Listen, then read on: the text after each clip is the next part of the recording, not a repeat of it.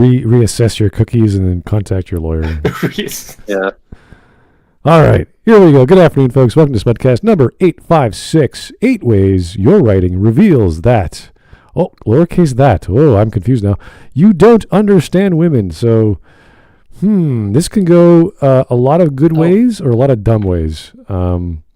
Usually when we talk about writing, there's very few rules outside of the classic of like clarity and conciseness, and you can do whatever you want within that context. But women are its own thing. There are stories and genres just for women. He might, or whoever is talking here might be talking about that, and which I wouldn't have not much experience, but these are things I covered way back in school. And the idea of women, unless you're doing a romance, unless you're doing a period piece specific to those kinds of women in that kind of culture, in that kind of time frame, that would be different. So this could just be his subjective interpretation of modern day slice of life genre with main female characters. It could be modern day romance genre. It could be many, many things. I don't know what to expect here. So, but I do like the thumbnails. I mean, he's got a little short story series playlist. I like that. Writing Men. I don't think that's. I mean, there are books on how to write men. There are writers who know how to do it very well. It's true. So I don't know what to expect. Sometimes he apparently also has a video about writing men and writing children in the same format. Interesting. Yeah, children's stories are their own beast, and that's a whole different discipline. I don't know. Not children's stories, but characters. Oh yeah, that's what I mean. When you write children's stories for children, that's different than writing children's stories for adults or for young adults or whatever genre you're using. So there's all different contexts.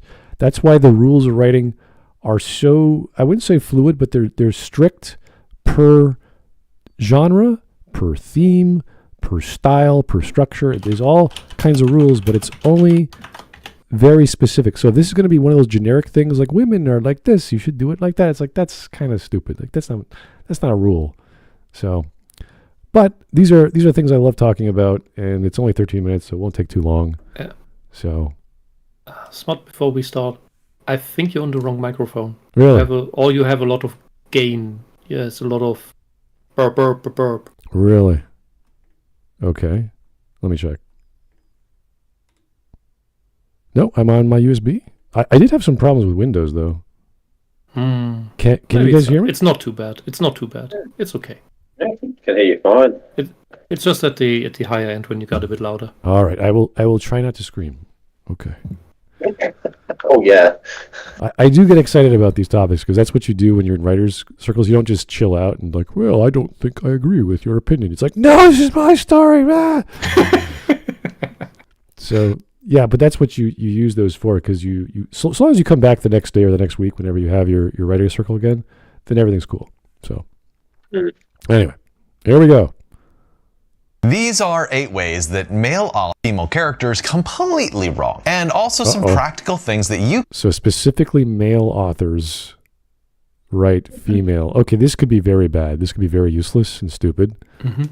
I wonder if the one about writing male characters is from the same angle. Yeah. Yes. Yes. It says that what women get wrong with male characters. And just from the thumbnail, I could even say, you're wrong. Go read Full Metal Alchemist Brotherhood, written by a woman. And she has the character on the left and the character on the right. And they're both amazing. And real.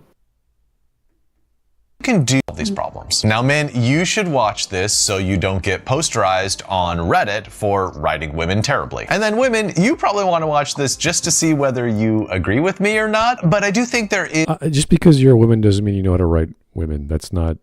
It doesn't matter what gender you are. So. Also, no offense, never take any advice from people on Reddit. Oh, yeah. Yes, that too. Yes. Well, considering how destructive women are against one another, it doesn't seem like they know themselves very good. Well, to get it right out of the way, his title, 8 Ways Your Writing Reveals That You Don't Understand Women. Women don't understand women. Yeah. So there's a psychology element, there's a knowledge element, there's like a biased, like, I know what women do, blah, blah, blah, my part of the world, sort of deal. So this can go very badly for him. And Pershel in the chat goes right to ask the important questions. What if you're trans? Does that suddenly make you good at writing women? No, let's not go there. Come on. No, because there's so many jokes I can make, and we haven't got enough time. Just identify as being able to write women well, you do. There we go. Fair enough. Let's keep going. Is two problems that you might fall into as well. So we're going to go over 8 common mistakes, and the very last 2 are probably the most important ones. Let's start with number 1, making women incapable. So okay, that's not a women incapable of failure. That's not a women writing problem. That's just you don't know how to write characters properly. You should do that with no character. You can make people incapable of doing stuff. It doesn't make you a bad writer.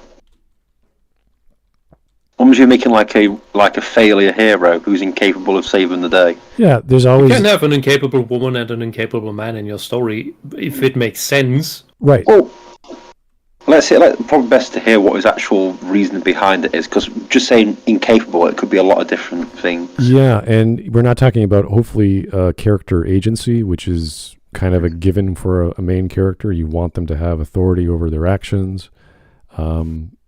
That also depends though on what type of story. Yeah, but so far I haven't heard that he's just honing it into main characters. So far we're talking about the characters in general. It would be very strange if he made this huge argument about tertiary characters. You have to have your women have all kinds of agencies. Like, why? They're selling food to a random nobody. Why would I, what's the difference? Anyway. Witherspoon runs one of the biggest book clubs in the world, Reese's Book Club, and she argues that one of her least favorite lines of dialogue from female characters is, "What do we do now?" Wait. That is totally normal. Whether you're a male or a female character, that is like the most acceptable.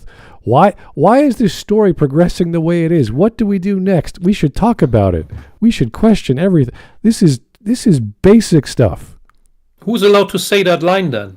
Yeah. Men? Children? Men. And women are not allowed to say it? Only men. So only men are allowed to be incapable. Because somebody has to say the line sometimes. Yeah, but that's not being incapable. You're just going, well, what do we do now? That's not you're just asking a question. This is being at a loss hopefully, right now. Hopefully in the very next sentence he explains it perfectly well. Yeah. Everybody who's in a depression is in a what do we do now problem. Yeah, imagine we have a story, like a detective story, and there's no clues. And the detective goes, I don't know, there's no leads. I don't know where to go. What do we do? And then now that you have that idea in the mind as a reader or as in the audience, you introduce the next chapter or the next scene where something happens where you could follow the next scene to answer what do we do now. That's basic leading the audience to go somewhere, and that happens in detective stories all the time because they want to obfuscate the actual clue, the actual answer, so that your brain goes in other directions that the writer is trying to trick you. So this is pretty normal. Even the smartest detectives do this, and I'm not seeing a problem. Yeah, and then you can even say, what do we do now? Now we wait. It's like a really famous one. I love that one. It's like, okay. Yeah. Is it makes your female characters very passive. Now, is it the biggest problem in the world? Okay, that's interesting because there's a difference. I wouldn't even call it that. Yeah, I wouldn't say it's passive. It's inquisitive at best. Yeah, he has to explain the difference between an active and a passive character within the context of the scene that he just described. Saying it's passive is like, so what? You can have a passive dialogue, you can have a passive character in the background, you can have a passive protagonist because that's their character. So is he talking about agency or is he talking about dialogue? What's he talking about? Also, the another problem I would say this brings up is that it doesn't account for any kind of progression.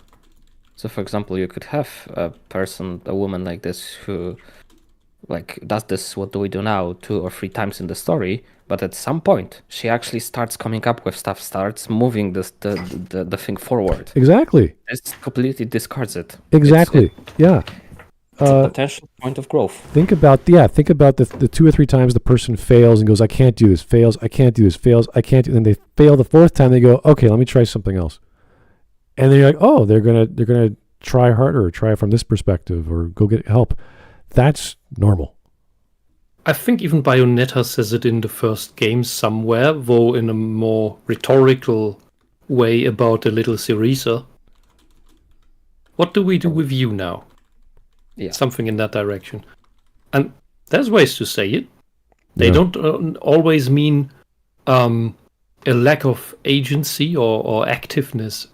Yeah, I'm thinking he's going to go, well, if he starts listing things like the Bechdel tests or all these other weird tests that are stupid, this is like the intro to like writing, that if you've never written a story before in your life and you have no interest in doing so, it's just like a general idea. This is going to be a giant waste of time. He is reading a lot, though. He has a nice library. Yeah, I hope.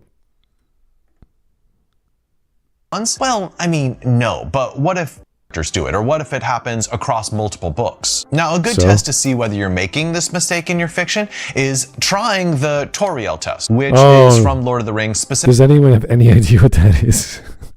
Tauriel? Who's Toriel?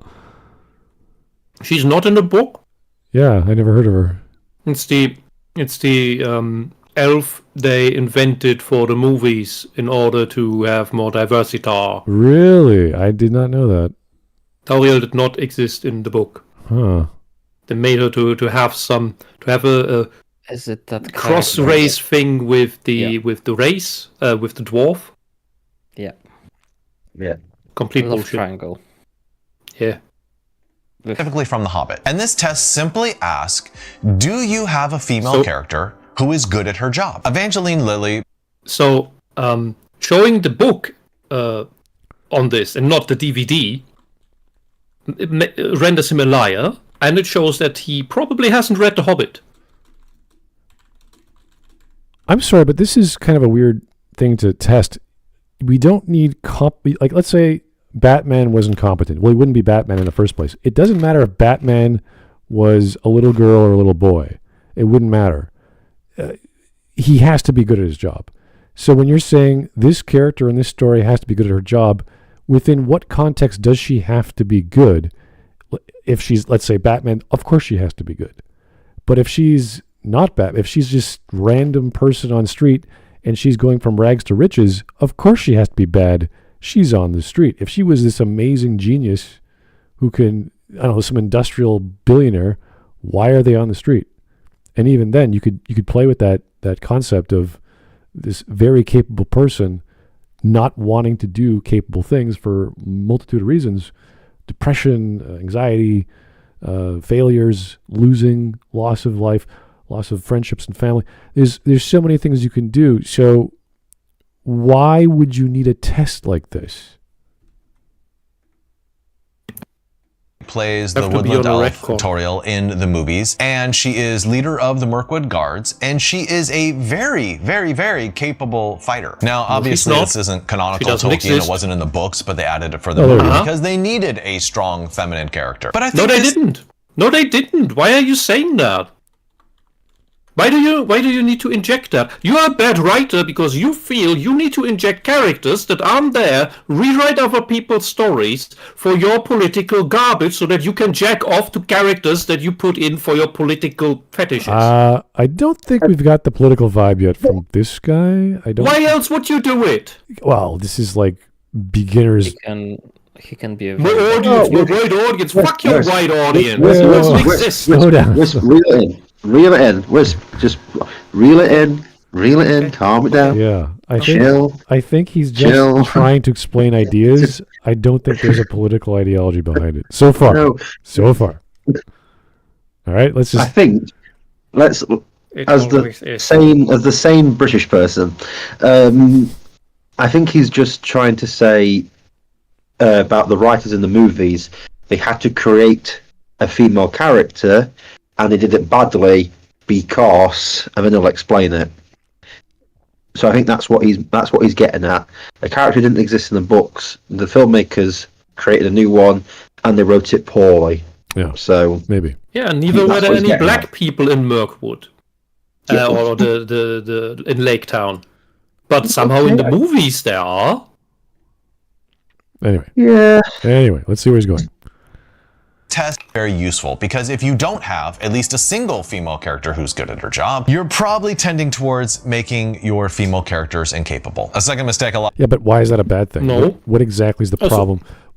Okay, let's say we have a bunch of characters, male or female, that are incapable at their job, and they fail a lot, and sometimes they win. Why is that a bad story? Also, he's saying he's speaking of potential. That doesn't mean that it is the case. So you argue that we have to put this completely artificial thing in there that is not even relevant to the story, just so we are not accused of being bad against women. Yeah, Because he's speaking ego. from the feminist angle. That's that's like the light political messaging. I'm sort of picking up on this, but other than that, he just could be, I want to talk about women being strong for some reason. You know what? You don't need the romance. You don't need a strong, capable woman for women to go to the cinema and fawn at the male characters that they see. They do that on their own. All How right. many women went to see Aquaman? Oh my god. Okay.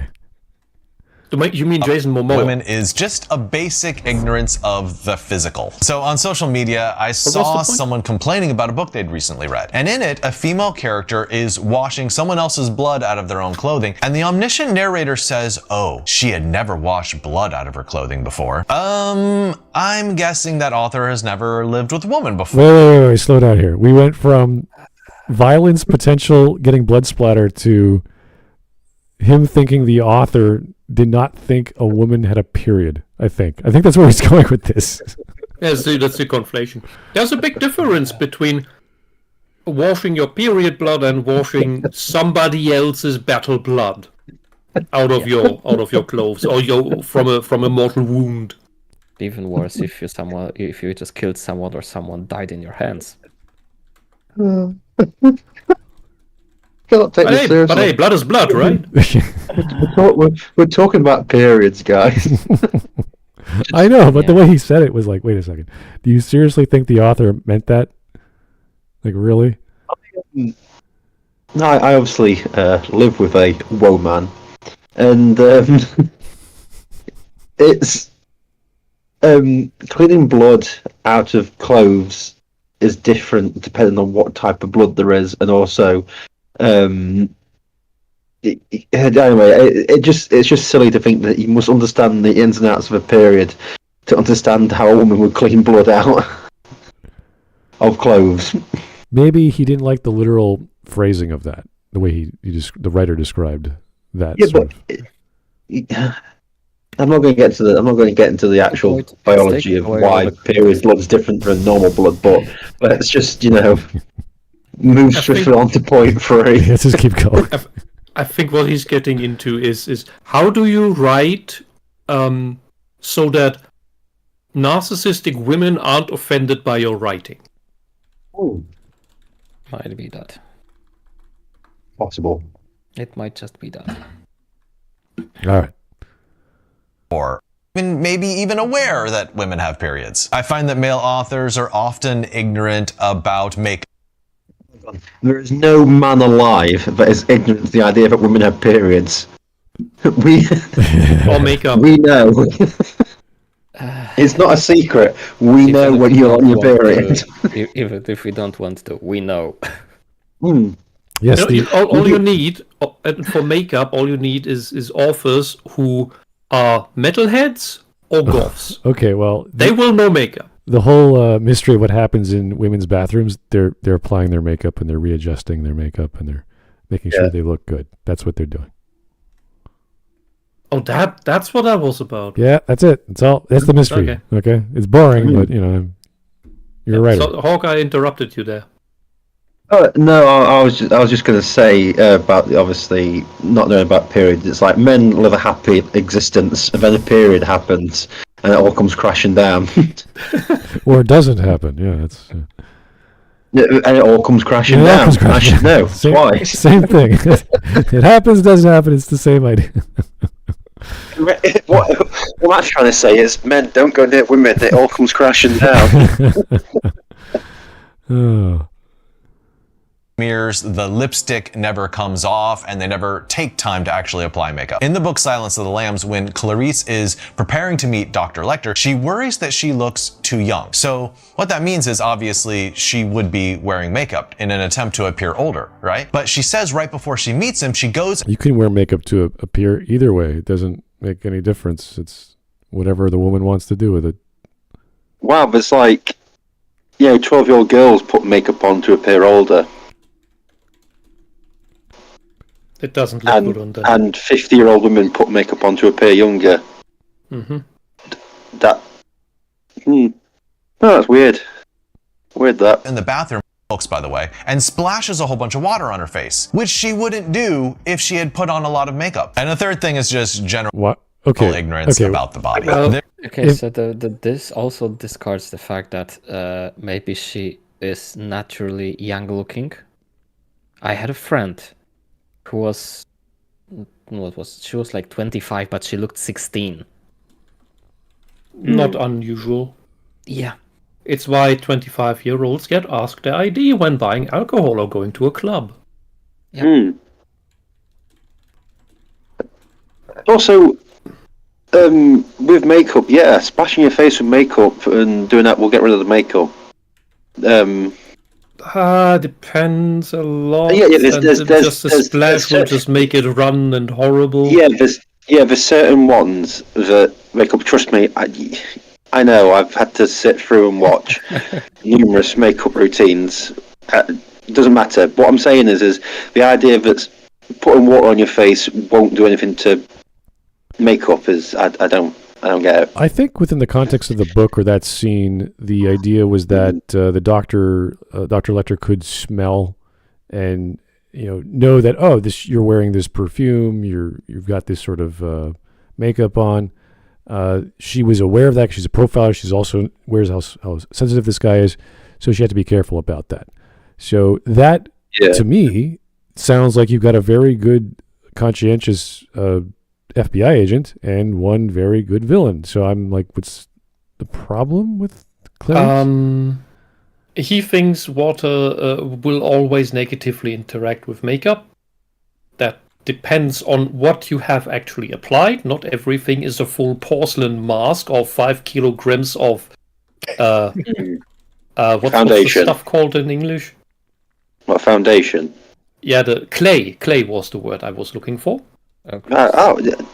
Which is what foundation is made out of. Yeah, I just know it as foundation because that's what I get told. Can you pass me the foundation? Yeah, sure. Yeah, the clay. Here's your clay.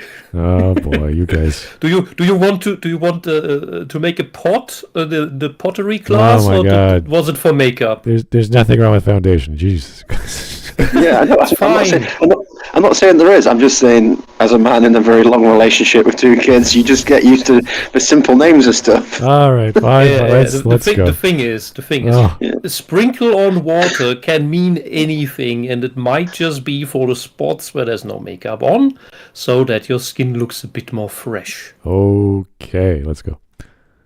There's this writer named Michael Robotham, and he wrote a book called When You Are Mine. And here is a quote that you will not believe from that book. I found myself wondering whether my ovaries had made a decision for me. They sometimes jiggle when I'm around a man I fancy. Okay, let's just That's cute. Let's just pause on this. Funny. When women get aroused, when men get aroused, we have feelings all over our body. It could be in our groin. It could be in our tips of our toes. Okay. It is a funny take on butterflies in your stomach. Exactly. Yes. She's not having endometriosis and she's having an attack and oh God, she's not in insufferable pain. She's attracted to someone and the body goes crazy. Sorry. That is such a cute metaphor. I'm gonna ask my missus. You know when you see me, see her ovaries jiggle. Oh God. Honestly, I don't know whether to laugh or cry. I guess I'm going to laugh, but good. That's the intention. Ovaries. Also, I would like to ask one more thing. Is this a singular instance of something being phrased like this, or is it all the way throughout the book? Because Yeah, if that's it's important. singular, it might just be a joke. Yeah. And if it's all throughout the book, it's also a joke. Yes. What he's doing right now, I know, Hawk. It's difficult. Sorry, it's so funny. We of course have a word for that. It's called Fremdschämen, which means to feel shame on behalf of somebody else who should feel shame instead. Oh, yeah. Yes. It's interesting. And that's what he's doing here. So it's basically virtue. In his case, it's virtue signaling, because he feels he needs to feel ashamed on behalf of the author for this grotesque description of the womanly thing. Yeah, this is, again, the idea of point number 2 is ignorance of the physical, and I don't know why I can't describe butterflies in the stomach in this sexual organ sort of way. I don't know if you're familiar, but women do actually have lots of feelings in their ovaries every month. And it doesn't have to be a negative thing. It can be. They sometimes jump. I've heard women, when they like see an incredibly cute baby, go, "Oh, my ovaries," like, you know, as like a joke about being really broody. So to hear that, I'd be like, "Oh, okay." Oh, boy. That just seems. But I'm definitely asking the missus whether I make her ovaries jiggle. All right, we got some super chats here. Thank you, Threadnought, for the £5. Hawk lives with a woman. Yes. His name is Biggest Dickus. Why are you laughing? Yeah. It's not funny. What's so funny about Biggest Dick? Okay, that's classic Monty Python. We're not going to bother with that. But thank you for the joke. I thought her name is Incontinencia. Oh, God.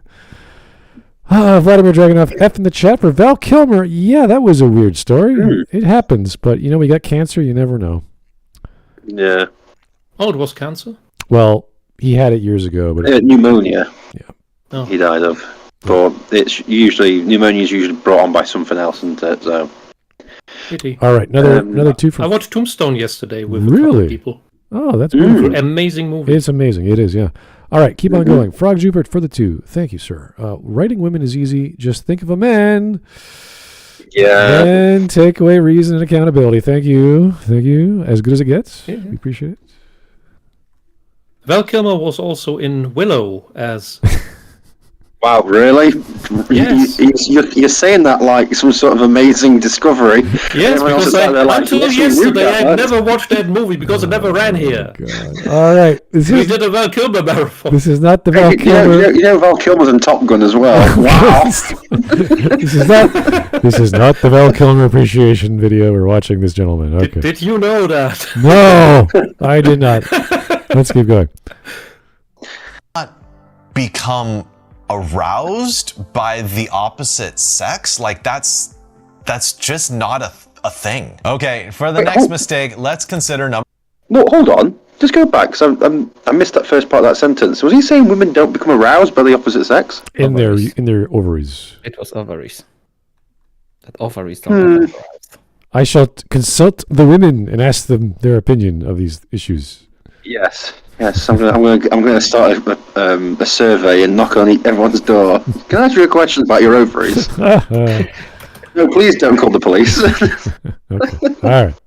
Number 3, attractiveness as the sole measure. So there can be a tendency in a lot of books, both written by men and written by women, to associate beauty with goodness. So, and what this looks like is the main character, the hero, is always extremely good looking, while the villain is always ugly and a hag.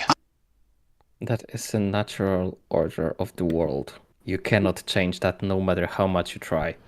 You have no fucking clue how many women fall over Xerxes and Loki and all those other horrible-looking people.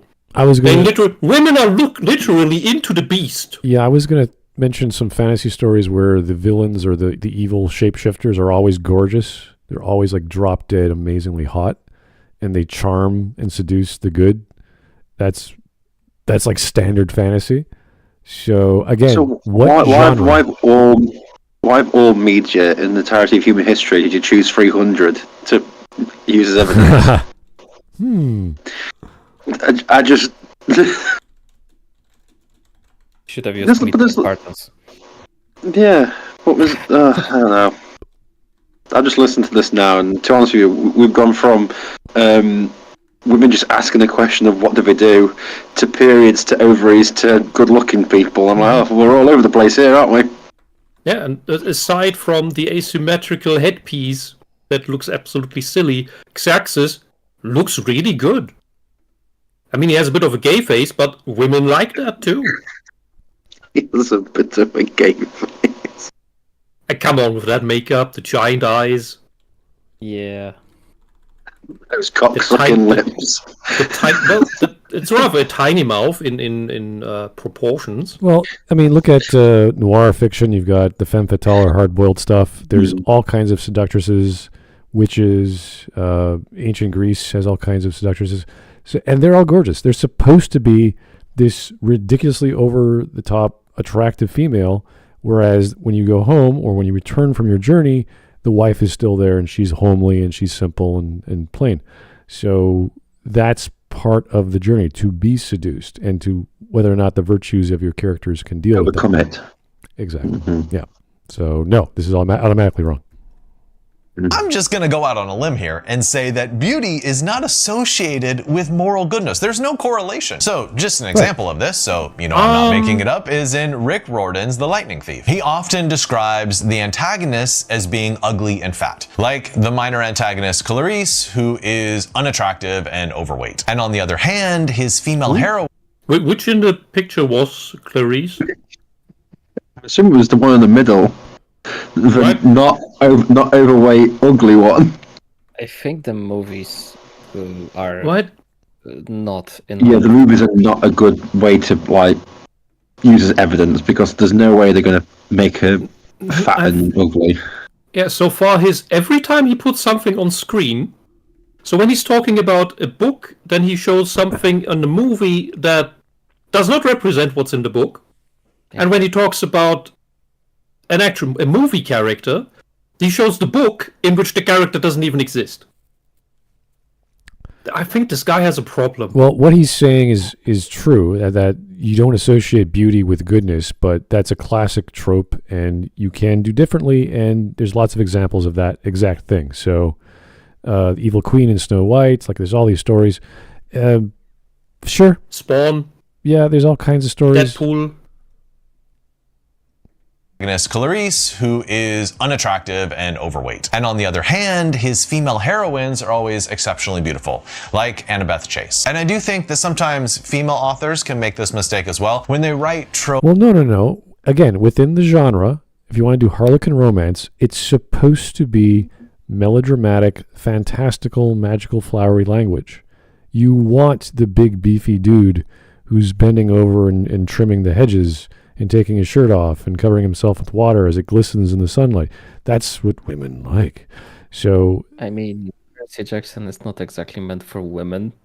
Yeah, so... more of a teenager story. We can't just associate these ideas in young adult fiction, and it doesn't mean you can't do them, but he's just jumping around, like fantasy, now it's contemporary. This is a TV show or whatever movie. Joe Crazy just said in the chat that she was described as stocky, but that's due to her being daughter of the Ares. So, not fat, just of a bigger build. Right. Mm-hmm. Strong woman. Like the smart but ugly sister versus the beautiful but dumb sister. That's fine. You could write that. That works. Nothing wrong with that. So that's you show that girl.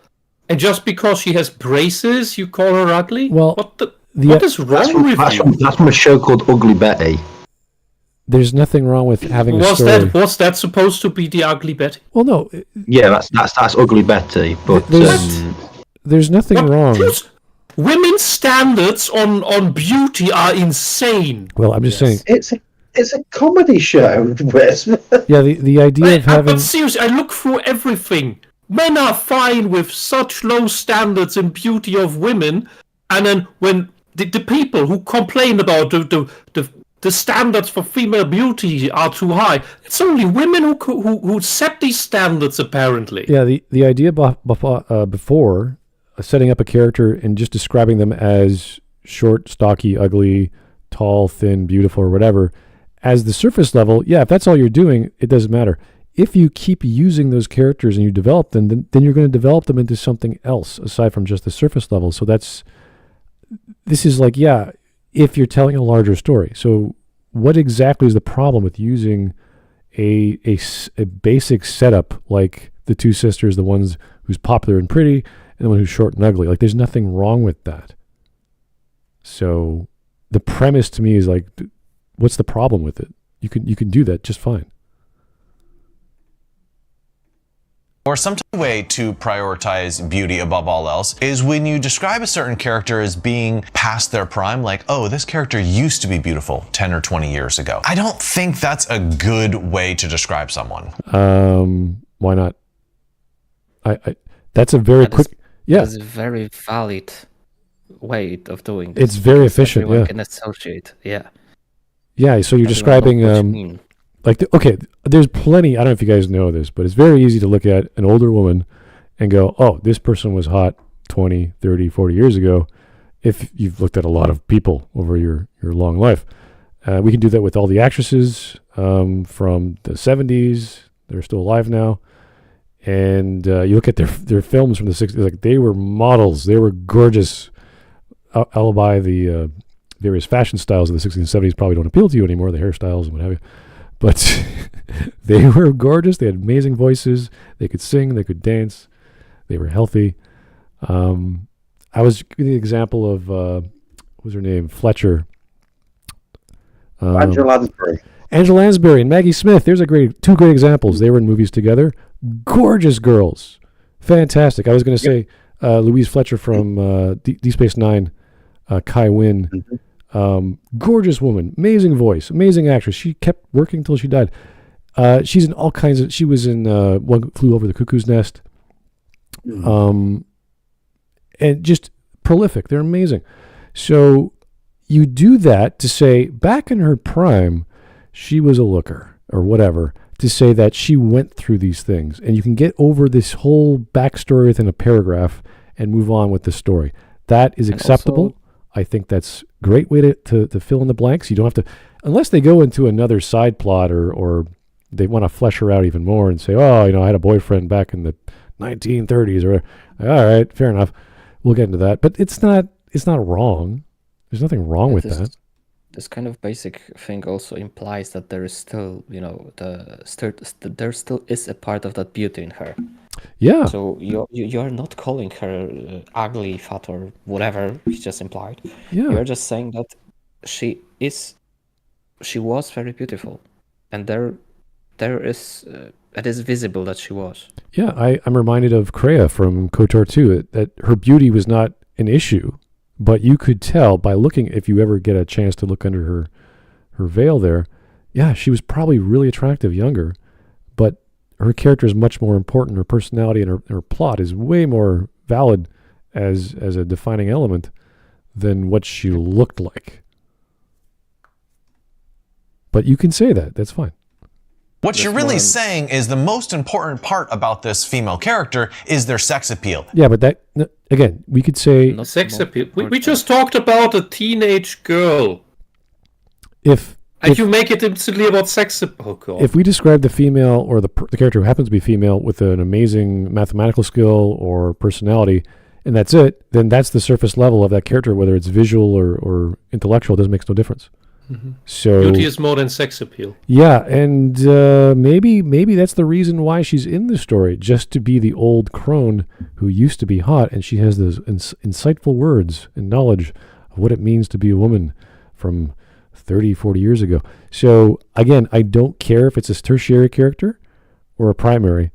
If you're going to give them depth, give them exactly the depth they need, and then you're done. You don't have to use them again. So I don't care. I don't see how this is a negative.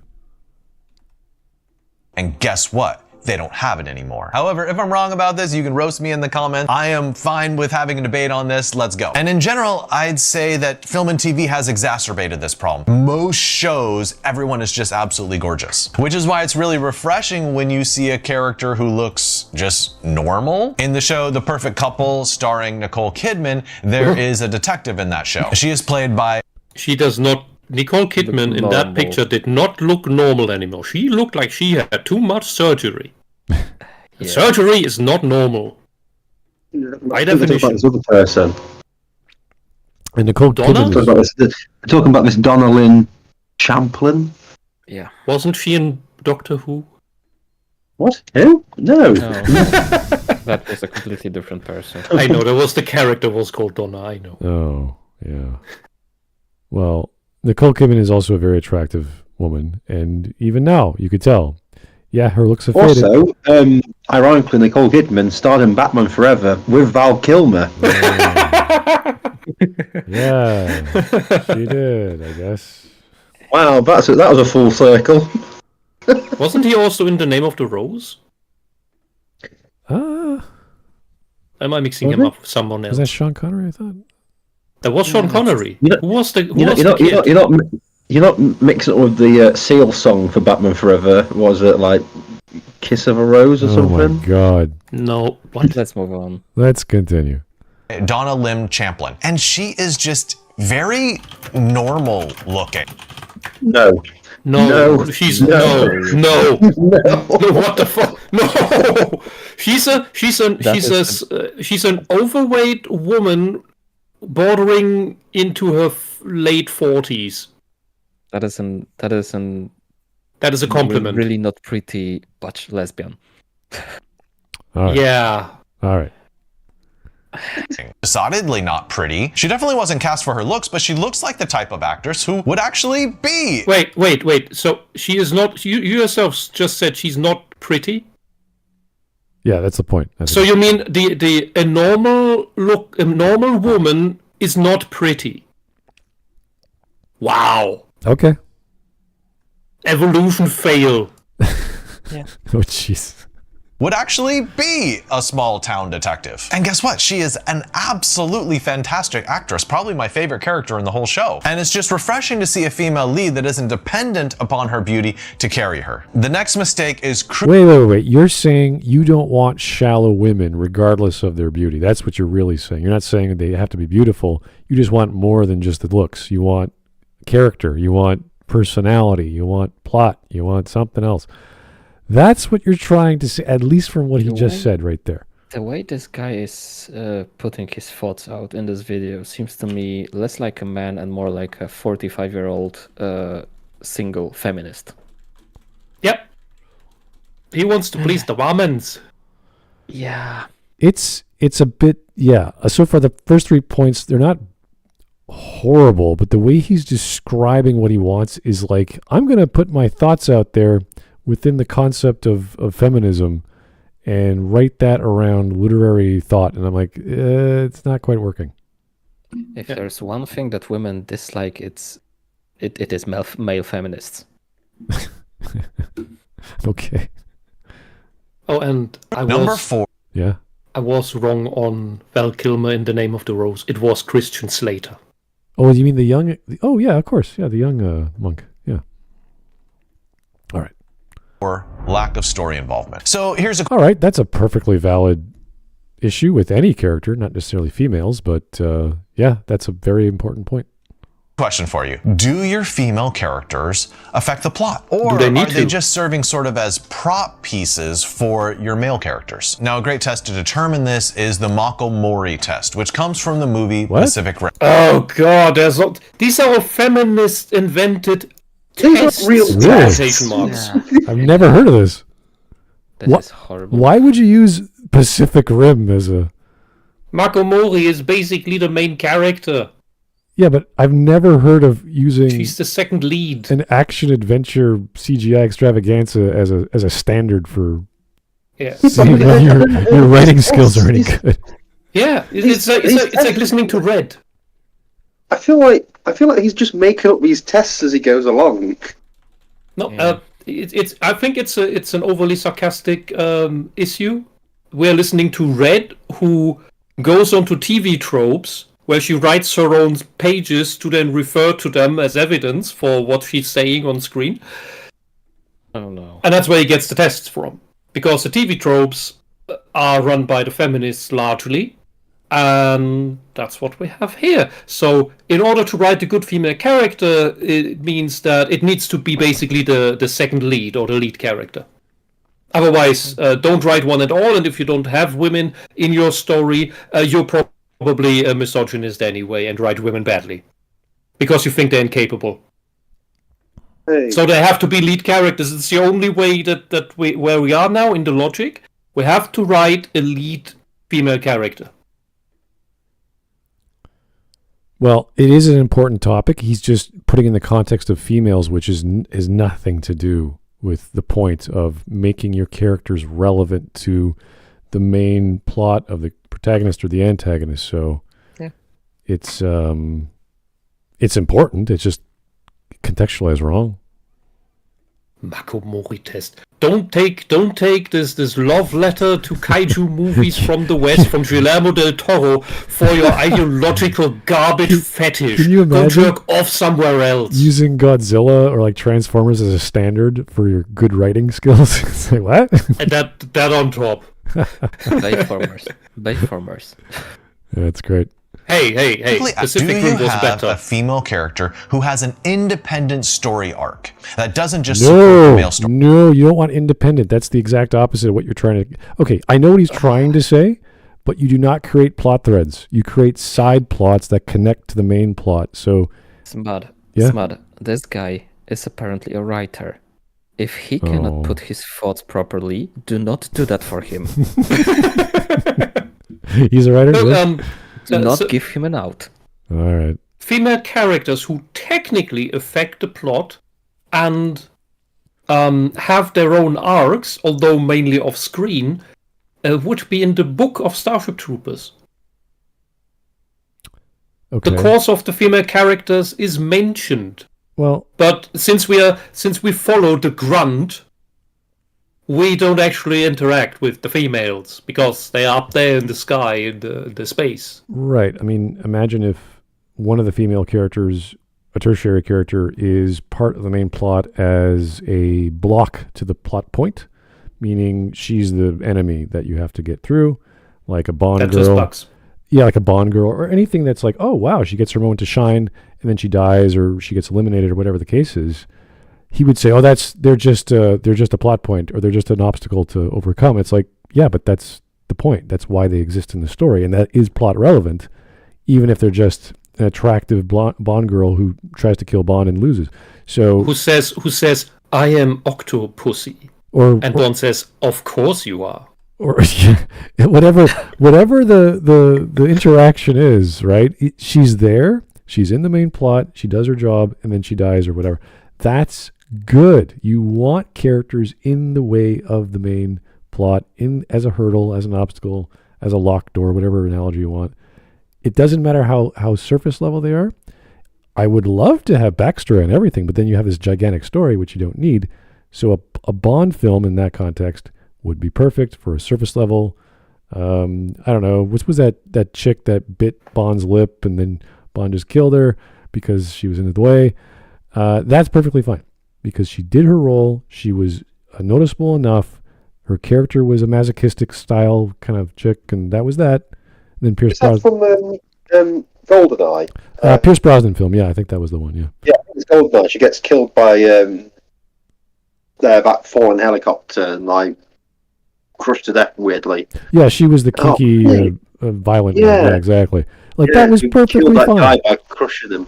Yeah, see that sort of interaction was perfectly fine. She did exactly what she's supposed to do. She was a femme fatale of sorts, and boom, she's toast. And that was it. Go on. We have to keep going. We got a plot to follow.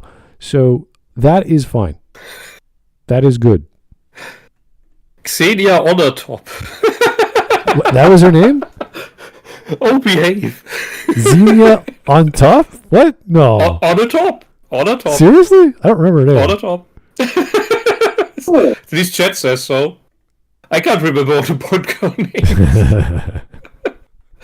names. There's lots of fun Bond femme fatale chicks. It's great. It's so great. Yeah. It's so Solitaire is still my favorite. She's cool. Anyway. Mori inside the movie actually is a great example of this. She survives an attack as a child, but then loses her parents, seeks revenge, and wants validation from her adopted father, Pentecost. She is definitely not a sidekick character. She is a standalone character in her own right. Now, if you want a book that fails the Mako story test, I'll give you an example. The 23 books of The Adventures of Tintin. Are you joking right now?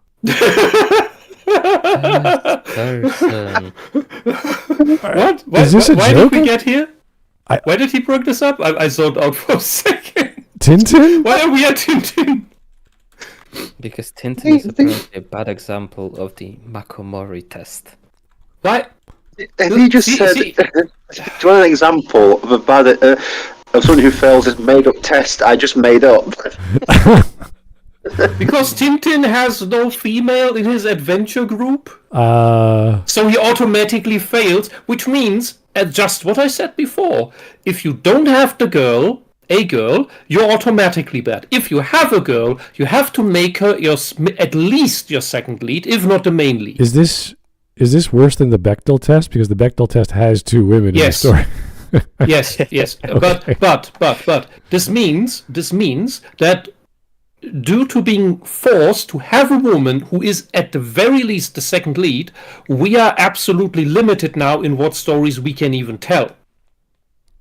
Yeah. We cannot tell stories without women where it's, for example, we could not tell a story about a single character that is male who's a hermit going through the desert, because there's no woman who's the second lead.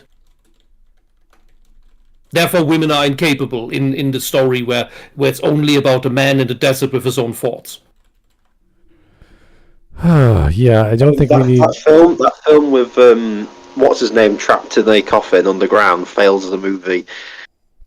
Oh, what? Because it's just one guy trapped in a coffin. Oh, really? Well, I was thinking of, if you're going to bring up non-villains or deuteragonists or tritagonists or whatever you want to call the focus of the narrative, because there's more than one character... Nothing says they have to be a certain gender or sex. There's no reason for that. So, unless it's a romance, and with the romance, then usually the female is the antagonist. So that's fine. There's nothing wrong with that.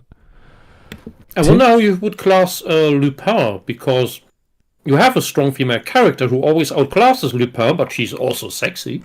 And she's not always the main character. She's always off to the side, or doing things at the last minute to take the jewel or whatever. So I don't see a problem with that. I don't know where Tintin's going. He's going with this, but it's sort of like, this is a completely different experience. It's laughable.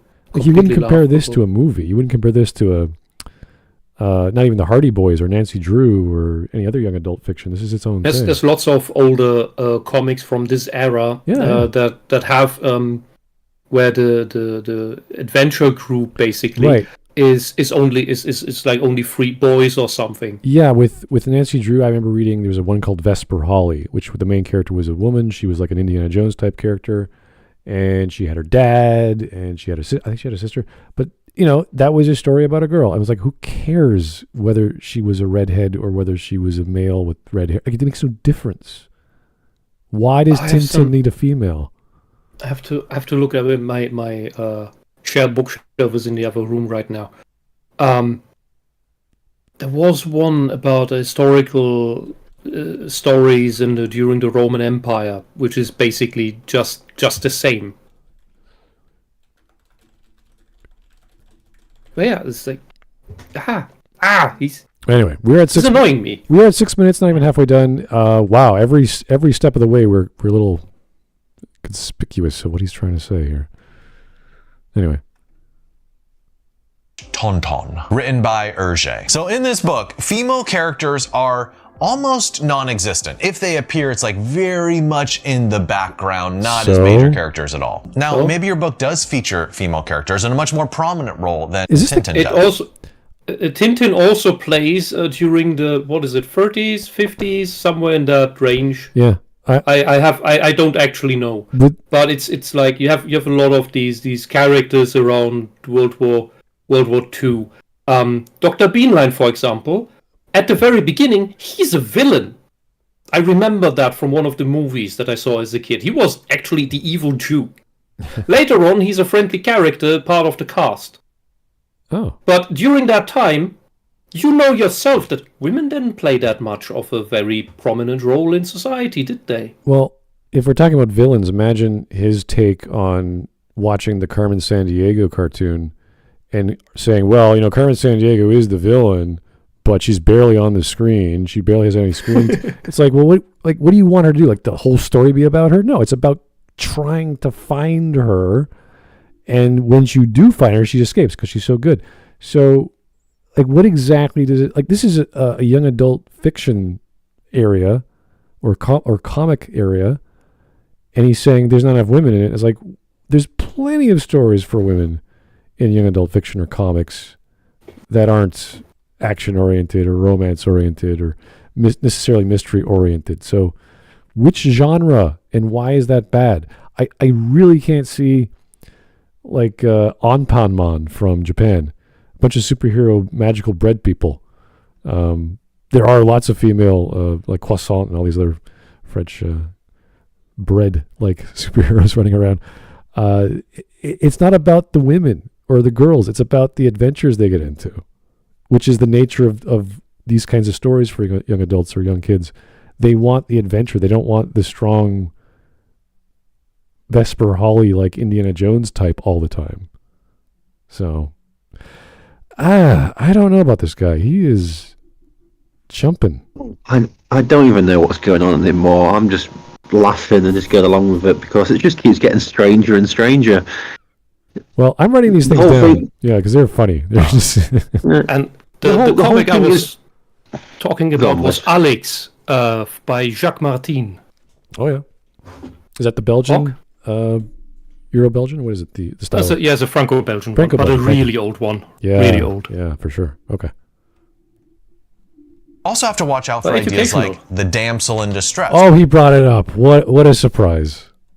Which is where you have a female character who occupies a very central role, but they're only existing to give the male character something to do. Wait. You just said they needed a main plot relevance. This is a main plot relevance. Yeah, but she can't. She's without agency. She's incapable when she's the damsel. Oh, really? See, she needs to be the second lead minimum. Jeez. It's the only way we are allowed to write women. Second lead or lead. Yeah. Also, we're just now showing King Kong now. This is very weird. And you wonder why they only write the same slop these days. There's nothing that you're not allowed to write anything else. He's not leaving room for anything else. Does he want to invert these ideas? Like, oh, the damsel in distress becomes the hero, and you're like, oh, cool. Like, that's good. Is that bad? What's the problem? Well, he would say most likely, no, that's not what I mean. You can write a wide variety of female characters, but when you take every single one of these things, of all these puzzle pieces, that constrain what you can write, because don't write this, don't write this, don't write this, don't write this. All that's left is to write a hero woman. All that's left is the Mary Sue. I know. All of it becomes Zendaya. Well, oh God. Well, if we flip the sexes here and the intrepid female saves the dude in distress, or whatever you want to call it. Which you can do, but it's the way that they write that is horrible. But it's the same problem then. It's like, oh, why would you put the guy? Isn't he a man? Can he escape from the giant monkey guy? Like, I guess not. It doesn't matter. There's nothing wrong with a guy or girl trying to save another guy or girl because they're in danger. This is basic stuff. But just the gender stereotype. Now, I'll say one more thing about this. Everything I've said so far in this video has been about female protagonists, main characters. No, you said damsel in distress. You said multiple other things about non-romance. Characters. Not main protagonists. like And ignorance of the physical, which is related to the writer, not the character. Women are incapable, which again, right, based on the writer, not the character. Do they affect the plot? I don't know. Should they? That's up to the writer. But Tintin? That was a weird. I don't know. Weird stuff. Characters are. I'll say one more thing about this. Everything I've said so far in this video has been about female protagonists, main characters who are women. It's just as important to make sure the background characters, like the extras. Are you joking? How big are your stories going to be?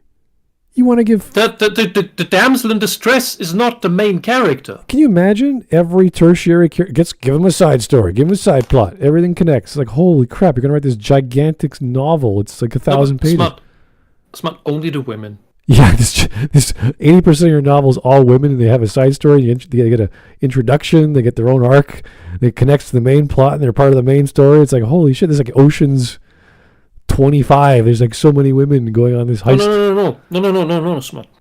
You only need to write out all this stuff about the female characters, and you only need 51% of your characters to be female. So for every man you add, you must have one woman plus one woman.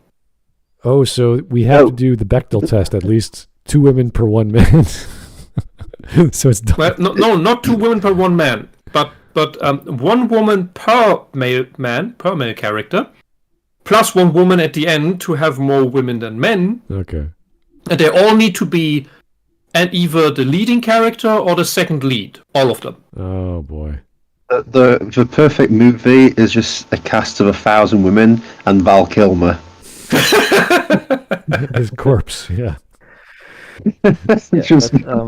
This whole thing, like with every second, with every step of this video, I'm more and more convinced that nobody should listen to this guy about writing.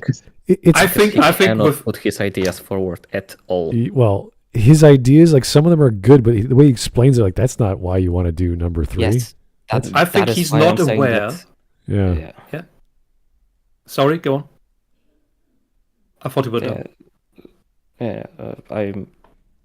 That's okay from me. So okay, if sorry. you have something to, so go. I thought with every further point that he raises, he's unaware we're venturing deeper and deeper, circle by circle, into hell.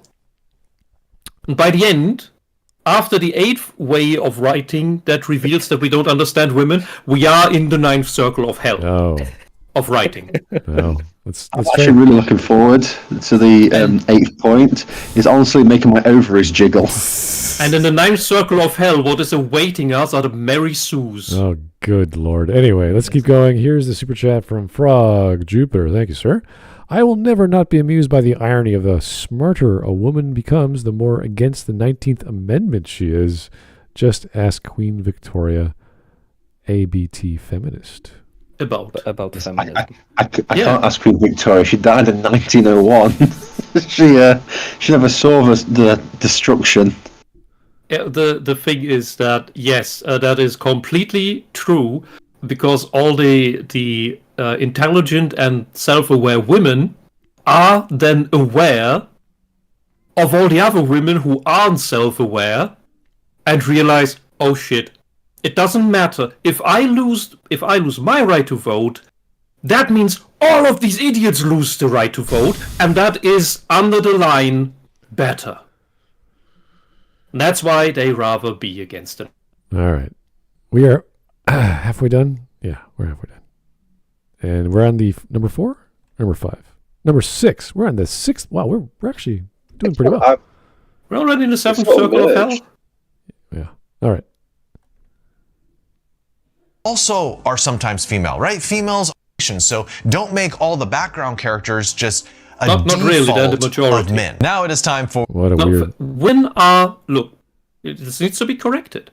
Women are the simple majority of humanity. Men are in the minority. We always have a slight bit more women than men on the planet. Which means that men are actually the oppressed class. Unless you're in China. And should therefore get affirmative action and into positions of power. Yes. Sounds good. All right. Fair enough. which is a lack of psychology. Oh. If in your book you have a female walking alone Wait a at night second. and Are we on 5 or 6? fault of men. Now it is time for the fifth mistake. We're getting to 5. Did I miss something? No. I think he made 3 points in the fourth mistake. Okay. So when he said, do your characters affect the plot, that was part of the Tintin argument? Yes. Okay, I'm sorry. I screwed up. Okay, we're on 5. Okay, here we go. A lack of psychology. If in your book you This is going to be so, I mean, this can go all kinds of directions. Yes, we want writers to be masters of psychology, but they just aren't. So Yeah. doesn't matter if we're talking You about girls, cannot write boys. characters. Yeah, this is hard to say, but he's wrong. He's not wrong. He's just it's tough to say. I would have almost a- say the more you walking know, the more you know about psychology, the less you want to write. Yeah. It's more of an academic approach than saying, well, I know how the old woman at the end of the street acts. I'm gonna base my character on her. That's a great idea, as opposed to, well, I know how women on the bell curve act. Let me just take some traits and construct something. Like, that's a different approach. Yeah. All you really need to know is, what is drive and limitations, trauma. Yeah, it's really interesting when go to your help out or however you want to work at a old folks home, get to know some people, hear their stories. Women, even in their 70s and 80s, will remember I remember wearing this dress. I remember wearing my hair this way. They're always very aware of what they looked like. It's this, they want to make sure they look good. What a weird focus. It's so much about the self. It's almost as if they know their place in their society and why they are who they are. But What do men remember when they're old? oh, glory! They remember who they killed, who they fought, their enemies. Yeah. I remember the life drifting from that slanty-eyed Jap's face as I stabbed him with my bayonet and Iwo. You're like that. Oh, okay, Mr. Jefferson, time for your bath. You remember that bar fight you never had because the guy rather injured himself. Oh, well, men's memories are very specific. Yeah. Anyway, 7 minutes. I tell with my wife, boy, if she ever burnt the steak, I used to beat her to an inch of the life. Good times, can't do that today.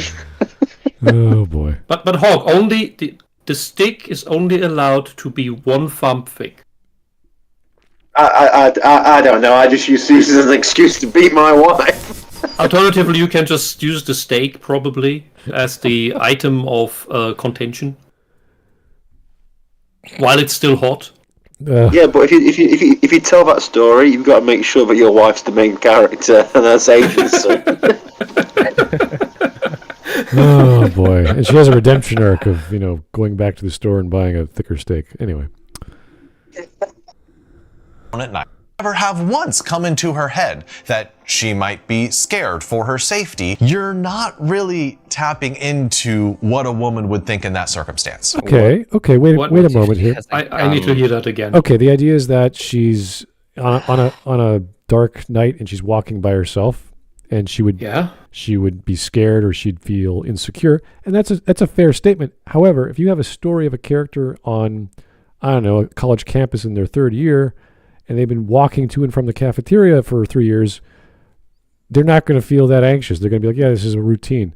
So it depends on context. Depends on who this person is. Mm-hmm. Is she agreeing? No, but I know exactly what they're saying inside the head. Every single woman. Oh, don't rape me, don't rape me, don't rape me, don't rape me, don't rape me, don't rape me, don't rape me. I'm in my house. Yeah, look, and in Germany, girls, teenagers, and 20-year-old women with no trouble could go home long past midnight after a club night, no problem. Since 2015, they're afraid to go outside when it starts, when dusk settles in. I wonder why. So maybe there is a reason to be afraid. Just saying. A lack of psychology.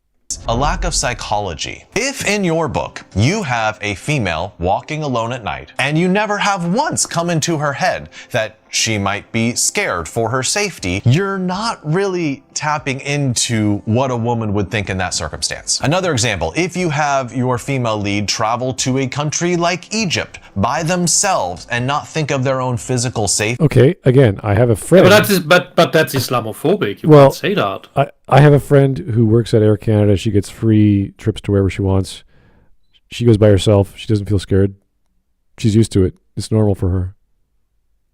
And she's not ugly. She's not unattractive. So, she's not stupid. She's not going to wear like freaking high heels and high skirts. No, she's going to dress like a tourist. And She's probably not going to Afghanistan.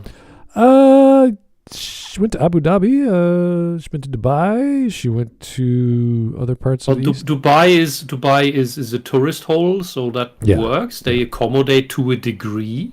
Yeah, but what I'm saying is, even in fiction, if you have an established character who's done this before, then the issues of, oh, am I weak? Oh my God. It's like, no, you're not going to worry about that. So this idea of giving characters agency and the freedom to explore and be adventurous. Well, most women aren't that strong to do these things, like go on safari by themselves or whatever. Oh, they really dump and do it anyway and then die. Sometimes, because they wanted to prove that, actually, it's totally safe to travel through the Middle East as a woman. Well, she's dead. You wouldn't have like a Lara Croft going, I wonder if I'm safe. Like they're usually not Lara Crofts. That's what I mean. Hippie girls with feminist. If you're gonna write a character and she's weak, then you would say in her monologue or in her dialogue exactly how she's insecure, and that's part of her character. So this sort of issue is like, just write the character. Let her be ignorant or stupid or smart or strong. It doesn't matter. I mean, to his credit, he is actually letting the women be scared. Or wants them to. There's an actual reality check here. I did not, after all of this before, I did not expect that. However, I do not know how to fit that together with all these other pieces where the woman needs to be the second lead main character with an arc where she's super awesome. Yeah. Rey Skywalker. They have to be, she can be weak, but she also has to be strong. She has to have agency, but she can't be leading the main character along. Unless she is the main character, then no one can lead her. You're like, what? The antagonist has to be another woman, I guess, because you can't have a man, because she has to overpower. All these dumb logic things you might pop up through this line of thinking. I don't know. I see implying that the woman in Egypt needs a man to protect her. Or maybe another woman. Her friend. Who knows? You mean a butch lesbian? Yeah.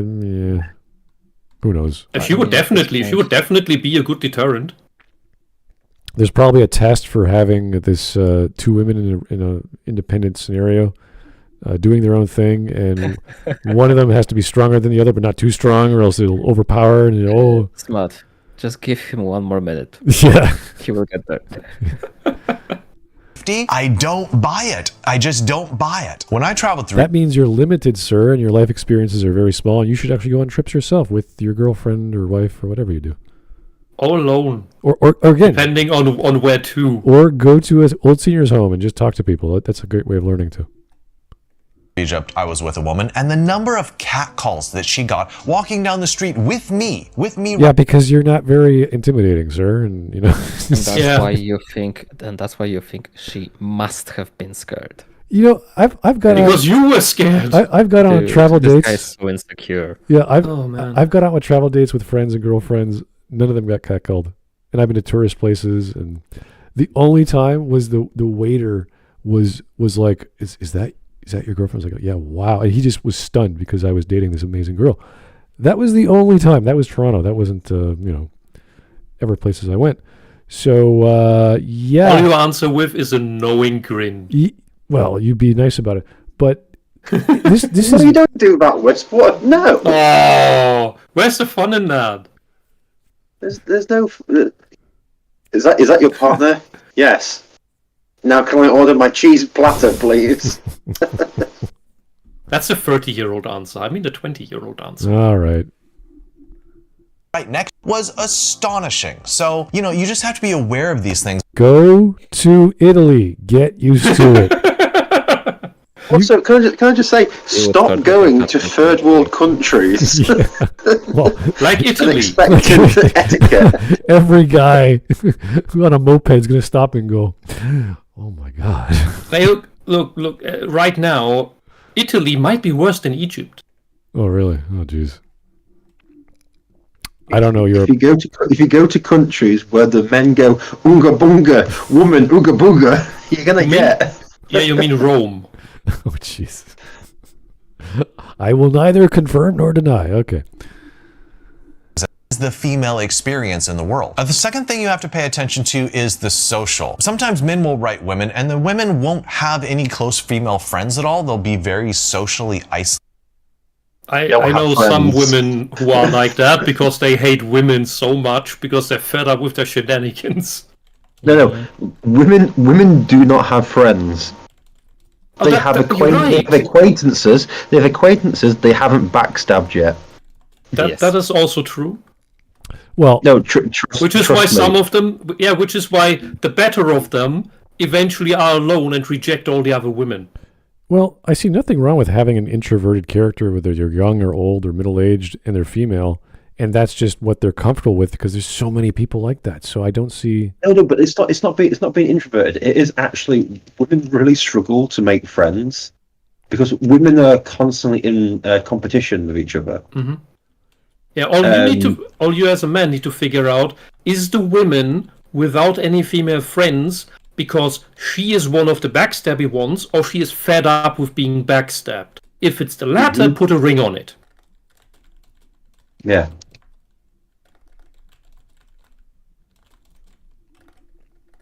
That's Yeah, marriage about it. advice. All right. It just doesn't take into account like how women exist in the world. This is what Which world, which women, what time There it is. frame? Oh yeah, there it is. It didn't even take a minute. Yeah, I know women, guys. You have to do it the way I think. Like, where, when, who, what culture, how many women? He got his guy. female writing advice from feminists. This guy is such Oh. a feminist. He's a horrible. You're a horrible writer.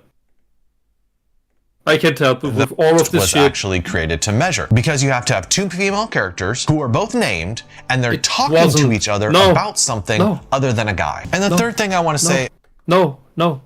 It wasn't created for that. The Bechdel test was a joke. The woman who made it said it was a joke. And then feminists, the hard feminists, came along and said, oh, that's an amazing tool for social literary analyses. And if you guys know anything about And you fell for it. having two women in a story talk together, that's like the most basic thing. And in reality, they talk about everything. So it's not just men; it's life. Women very rarely talk about anything other than men. Everything goes back to men all the time. It's either they complain about the husbands, getting giggly over an attractive man, or talk about how bad men are in general. That's it. That's the three topics. Or they talk about Ernest. All right, we're at 8 It's minutes. what someone gets me. We're at 8 minutes, and I'm having a problem following this guy. What, you have a problem with it now? Well- the guy was talking about ovaries jiggling 10 minutes ago. we had the Pacific Rim test. I forgot that one. I don't know what it was, and we had. Has he talked about the Kilmer test? We had the Lord of the Rings non-character test, which I don't remember what that was about. Oh, being good at your job, I think. And it was like, that's not these are not real things. But we're not. We're only 2/3 through the circles of Well, hell. yeah, we're not at full Mary Sue Well, yet. we got to Bechdel. I wasn't expecting that, but this is what I was afraid of. So, yeah. Well, now that we're past your dragon, it's all downhill. Yeah, exactly. We'll trust ahead. about psychology, make sure you get tricky stuff like infertility right. To write a woman. Okay, wait. Okay, stop. We do which not. the feminists had all complained about when it was in the Marvel. What was it in Infinity War? Unless It was an actually great scene. Okay, wait. Unless you're writing a story or have a character who's trying to get pregnant, there is no reason for you to write about infertility. Okay, there's nothing. There's no point to that.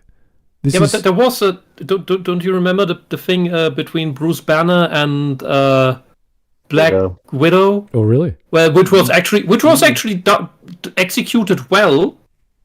But then the feminists complained about it. Oh, how dare she look at herself as a monster because she's infertile?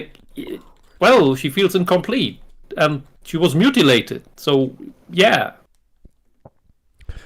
So you can't actually fulfill this. He puts us before a double bind, but he isn't aware of that. I'm going to keep saying, if you want to talk about just about anything, again, go to an old folks home. There's so many stories from so many, not just women, but families about infertility, miscarriages, long lost children, losing family members. Like, it's just so normal. And I don't need to get into the science of infertility to write a story about it. It's fine if you want a scientific character who knows that, but you don't need to do that much research to get into personal details because it's everywhere. Are you enjoying that typing, Wisp? Yes, I am very happy. Jesus Christ, I couldn't hear anything other than the tip tapping. The problem is Wisp has push to talk on the entire keyboard, so it's every time. Oh, right, it's what you were talking. I'm like, I'm really interested. I'm sorry. Sometimes the off button on my microphone doesn't work, and I didn't notice it. Oh, okay. Yeah. Wisp, you have never pressed the off button on your microphone. No, Hawk, you just haven't heard when I did press it because you couldn't hear me when I did press it, and it worked. Oh. Anyway. You have a confirmation You bias. have to work on really getting their psychology right. How hurtful it is to struggle with something like that. How they feel socially. How it affects how they relate to... Okay, again, if you're making a story about infertility, yes, you would have to research that. But if you're not, it doesn't make a damn bit of difference. their partner, how it affects how they think about themselves as a woman. And plus, you just have to know like medical procedures, like the turkey baster method, and exactly how many needles and shots it takes to go through a process like IVF. It's a lot. It is a lot. Why would I need to know any of that? If I have an infertile woman, a barren woman in the medieval times, why would I need to know any of that shit? Right. Okay. Right. I'm not. He's saying this with such confidence, right? And obviously, before me and my partner we got pregnant with our first daughter, my missus thought she was infertile because she just kept having miscarriage after miscarriage, and it's not something you can easily just write about. It's really, like you said, Smud, if you've got to be really doing a story about it, because it's not something that can easily just pop up. And just by saying the turkey basting method, like, what are you on about here? Yeah, that's a bit weird. Yeah, it makes me think of Thanksgiving, and I don't want to. It's kind of actually really disrespectful, actually, just talking about it like that. But hey ho. Okay. Yeah. Yeah, but as we know now, our at the minimum second lead Mary Sue now needs to be infertile. What? And talk with other women who are also infertile. Why does No, Wisp is only applying all of the tips that he is giving. Yeah, Yes. we must follow all of these tips in order to write women well. this Frankenstein female you're writing? Jesus. Yeah, so that we are not revealed that we don't understand women. Oh. Yeah. We must prove that we do. That's why we must have a woman in the story. Otherwise, we are writing Tintin. And when we have the woman, she can't be a damsel. She must have the second lead. She must have her own arc, separate from the male. And she must be infertile. We must write about her infertility in a proper, scientifically accurate way. And she must be scared alone in the dark. I'm writing this She down. must also have jiggling ovaries. Yeah, well, that's why she's infertile. I mean, that's obvious, right? Yeah. So, Yeah, that's why her ovaries can't jiggle. Oh, God. Hey, 8 minutes and a half. We're getting there, guys. it is a lot of needles, way more needles than you would think. A sixth mistake that some writers make when writing about female characters is no agency. Does the female character in your story make decisions that are independent of men? Well, there's a nuance between being plot relevant and not having your character have any agency. No, she needs to have agency. She needs to ask questions like, "What do we do now?" Well, she can also make her decisions dependent of men, but then decide against that. That's called rebellion and struggle. Well, I mean, this is a good point in general for characters. Whether you want to say that to, again, tertiary characters, I don't know, unless they have a little bit of exposition about why they have no agency. So you can fill that in, but ultimately it comes down to, what do you want the protagonist to be? Passive? If they want to be passive, that's fine, but then the agency has to come from the antagonist or the deuteragonist. That's also fine. So within what context and within what genre should a female be passive or have no agency? For example, in a romance story, a love triangle or a man and a woman, the female is the antagonist. She's the one who calls the shots, even though it's the male who's doing all the chasing. That's what it comes down to. She has to eventually take the bait, make a choice, whatever the case may be. Usually it ends in marriage. It ends in a happy ending. That's what these stories do. But if she has her own agency and decides, nope, I want to be a independent, strong, infertile, whatever creature this guy's describing, then yeah, she would have her agency over the plot because she did not fall for the charms of the male. Well, she can do that anyway. But we're getting back to the women being formless and eternal. But also, he said now, the woman must make her decisions independent of the man, which probably can only manifest to, because otherwise you will accuse to submitting to the man. She cannot work together with the man, in unison with the man, and that means that the plot of Pacific Rim can't happen because the woman there works together in unison, in synchronicity with the man, which can't happen because that way they're submitting to each other. His favorite movie can't work. All right. Anyway, following this collection of tropes or patterns for a character is very difficult, and I hope he's coming. I'm on it. I hope he's coming from a perspective of like the stuff he's read, and why he doesn't like it, as opposed to just because these are not rules. These are not. I would I wrote a book about rules of how to write. I would never have like this sex specific limitation because I want you to write good stories. I want you to read good stories.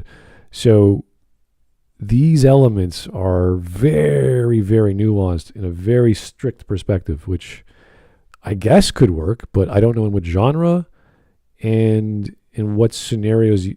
Why can't you have two women talk about a man? That seems totally normal to me. So anyway, I'm talking choices, real choices. So here's an exercise. As opposed to the fake female choices? What's this? The women don't make the real choices in the story. Like, what are you talking about? For you. I want you to choose one of your female characters and list every decision that they make in your book. But these decisions, they have to affect the plot in some way. They have decision. I agree. Each decision. Each. So it's an extreme. It's a total. If you want to get strict with your plot influenced character or your side plots that have a connection to the main plot or are plot points that you have to overcome, I am all for that. You know how strong your writing has to be to do that, though? Like every single chapter, something big has to happen which either alters their character or alters their plot. That's tough. I'm with you. I'm with them, but this is so difficult. Like decisions must be consequential. Everything they do. Like, that's crazy. She goes to the coffee store and she has a conniption. Like, oh my God, it reminds me of my mom. I'm going to go home and become a Catholic and change my ways. Like, whoa. Wait, So Rey Skywalker was a bad female character because her decisions were inconsequential. Well, sometimes. That's true. That is true. Oh boy. I mean, choose a male character. Try doing that with a male character. You know how hard that is? It doesn't matter the sex. To be What were decisions? You better have sex. Oh. And also, romantic decisions about men don't count. Why not?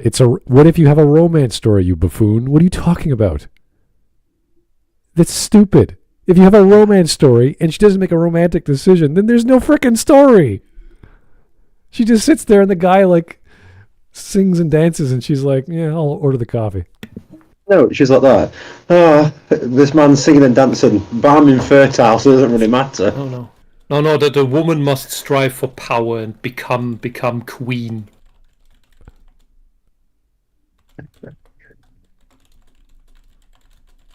She can't care about men or her children. It's so... I don't know if this guy's ever watched PBS or the Women's Network or any of those shows. There's plenty of women making lots of choices about men. Who to date, who to keep kissing, who to not kiss. It's like, that's the point. Women love those stories. Oh my God. I still watch them with my mom because that's what she likes. So I'm like, okay, let's watch. Oh my God. Another Christmas story. A Christmas miracle. Oh, she found love again. Oh. He'd love like the new Snow White, wouldn't he? Just I don't know. Maybe. Heard some good things, heard some bad things. But mirror, mirror, mirror on the wall, who's over his jiggle most of all? You, my infertile queen.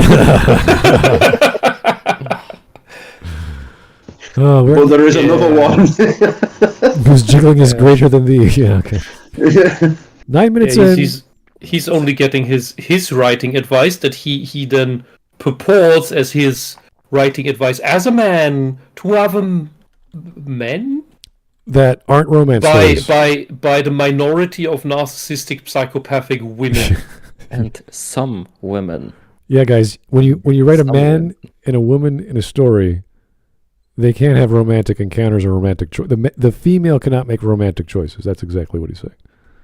Right, and the man isn't allowed to approach her because no means no, and she hasn't said yes beforehand, but she also can't initiate because she's not allowed to make romantic decisions because they don't affect the plot somehow, because relationships between men and women don't affect plots, I guess. All right. Or at least it doesn't count. There's too many rules. My brain is like, what is happening to this story? Marry suing without children. Now, a test to see whether you're the sexy leg lamp test. What? This got its name from the sexy leg lamp in the Christmas Story, and it basically asks, can your female character be replaced with a sexy leg lamp, and it won't make a difference? That is dumb. Who even what went through your brain? That's just a damsel in distress again. That's not a rule. I've never heard of this. This is stupid. This is another feminist. This is like fridging. Did Red invent this? I bet Red invented this. What if you have a Harlequin romance where the males are all gorgeous, hunky men, and we replace them with, I don't know, an Adonis sculpture? Is that going to fail the test for whatever you're talking about? Like, this is silly. There's nothing wrong with writing attractive people. You can give them some depth, give them some character, but if their whole point is to be attractive, that's fine. No, why a leg object? lamp? Oh no. Because it dares to be just an object. I remember. Why a leg lamp from this particular movie? I don't know. I remember because these people only go to movies; they don't really know things. When I was younger, I found a Tom Clancy book on the bus and I read it. It was like Net War or Net something. It was a stupid series. There was a girl in there called Joanna, and she was described as this tall, gorgeous, blonde, whatever. But she was a tech expert, and she had to teach the military guy, because he didn't know computers, and obviously this is a division of the FBI or whatever, or CIA, that did tech stuff.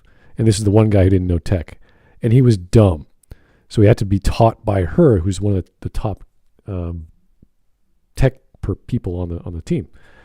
And there's this line of dialogue before they start talking, and because she's been catcalled and seen as just a sex object or whatever, and she goes, "Uh-oh, here comes the line," and he goes, "How do you do it?" And she goes, "Oh, here we go," and she's about to respond, and he says, "How do you figure out all this tech stuff?"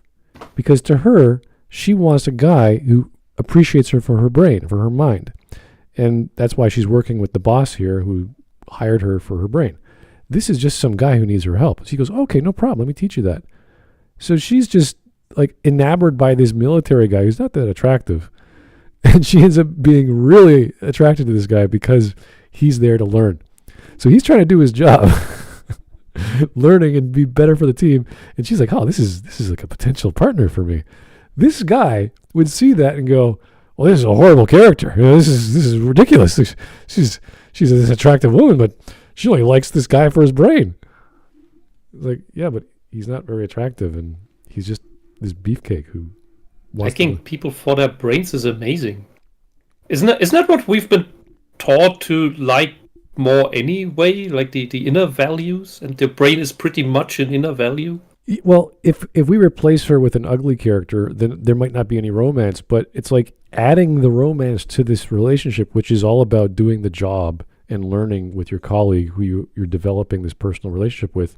And she gets kind of dirty in the story, not, overtly, because it's for young adults. It's fine. It works. It's like, oh, wow, the jock guy, the military guy got the hot chick, and she's her teacher or his teacher. That's great. That's a great setup. That's fine. Yeah, the general gist that we get from these kinds of activist writers is that all sorts of attractiveness of women have to be rejected.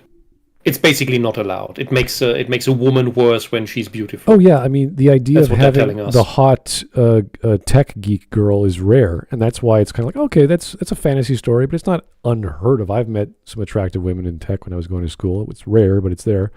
So to have that of this level, like obviously it's stupid fantasy CSI crap with all the tech crap, like virtual reality nonsense. So I was like laughing because this is silly, but this is possible. It's not unheard of. And she's finally found love, and he's like, all right, well, she's teaching me. It's part of the job, and I like her, so that's perfectly fine. Anyway, romance is fine, guys.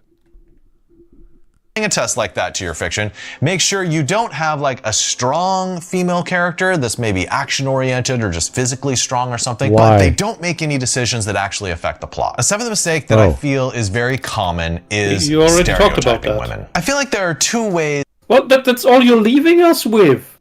Feminist stereotypes.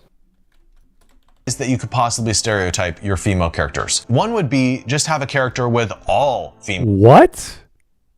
Okay, so No, feminine woman bad. No femme fatales anymore. So Yamato and Nadeshikos are gone. Forget about those. They just don't exist anymore. You can't have idealized women in your idealized fiction. That's sad, but okay. No motherly goddesses anymore. No really humble, fantastic girl next doors that are best friends. No tomboys. Because if you can't have all female traits, you can't have all male traits, right? So it's like the opposite is also true. That's sad. Let's move on and see what else he thinks. Yeah. It should be. It's basically telling us the gender norms bad. Yeah, you can't have what was his name, or her name from Lord of the Rings, Tom Bombadil's wife. Can't have her. She's a tertiary character. She's perfectly fine as she is. She's a goddess. Doesn't do anything to the plot. Doesn't bother me. Gold something. My God, I forgot. Yeah.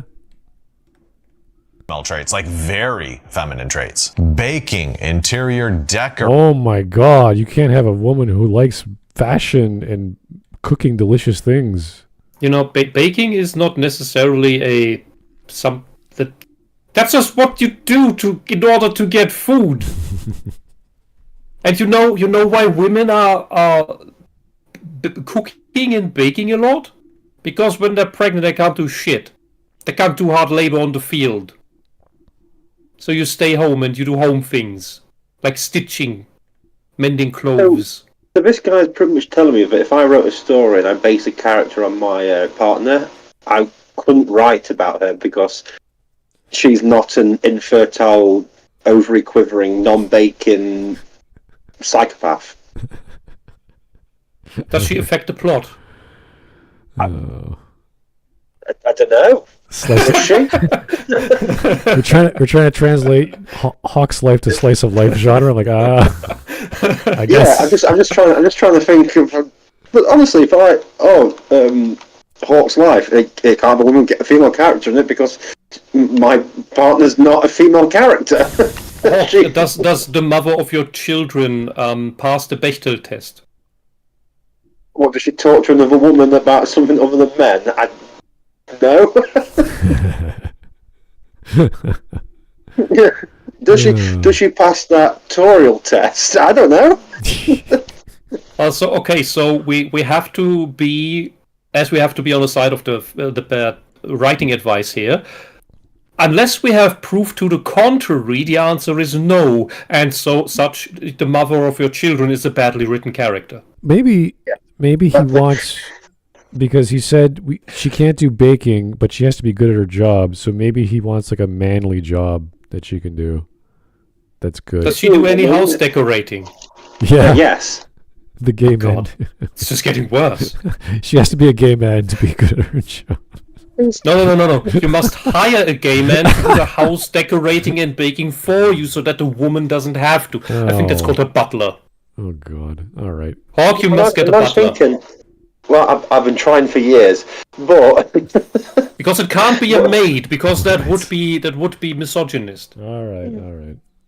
I tried for years, but unfortunately, most Western countries have got rid of slavery. I thought England was big on butlers. Butlery? Yes.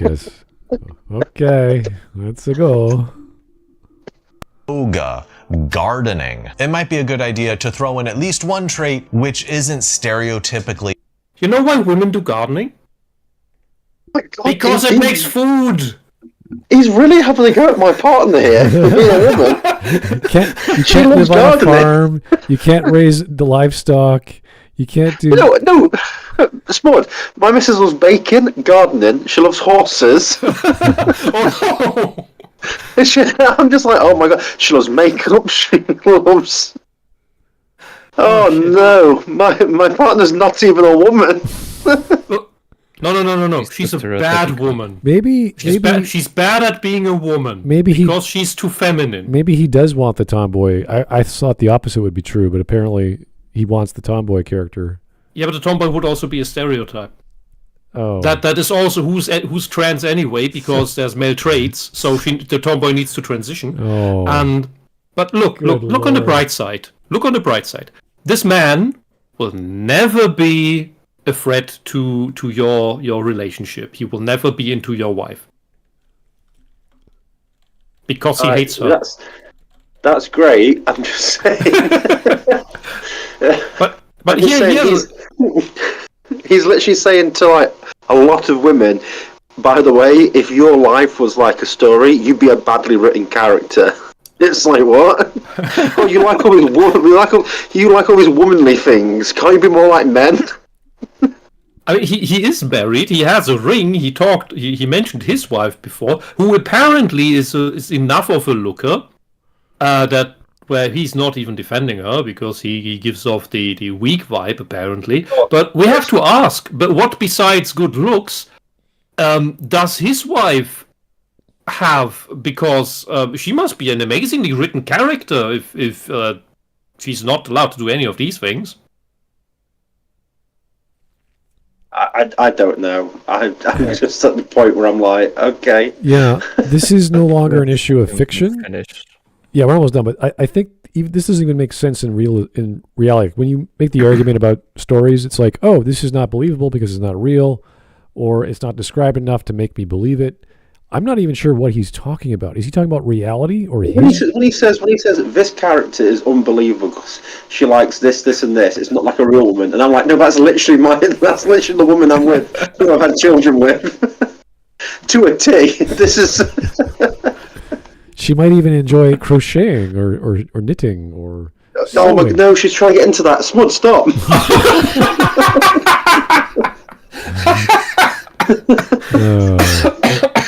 You know when she finally gets over to watch this episode, she's gonna be like, "Is this a personal attack?"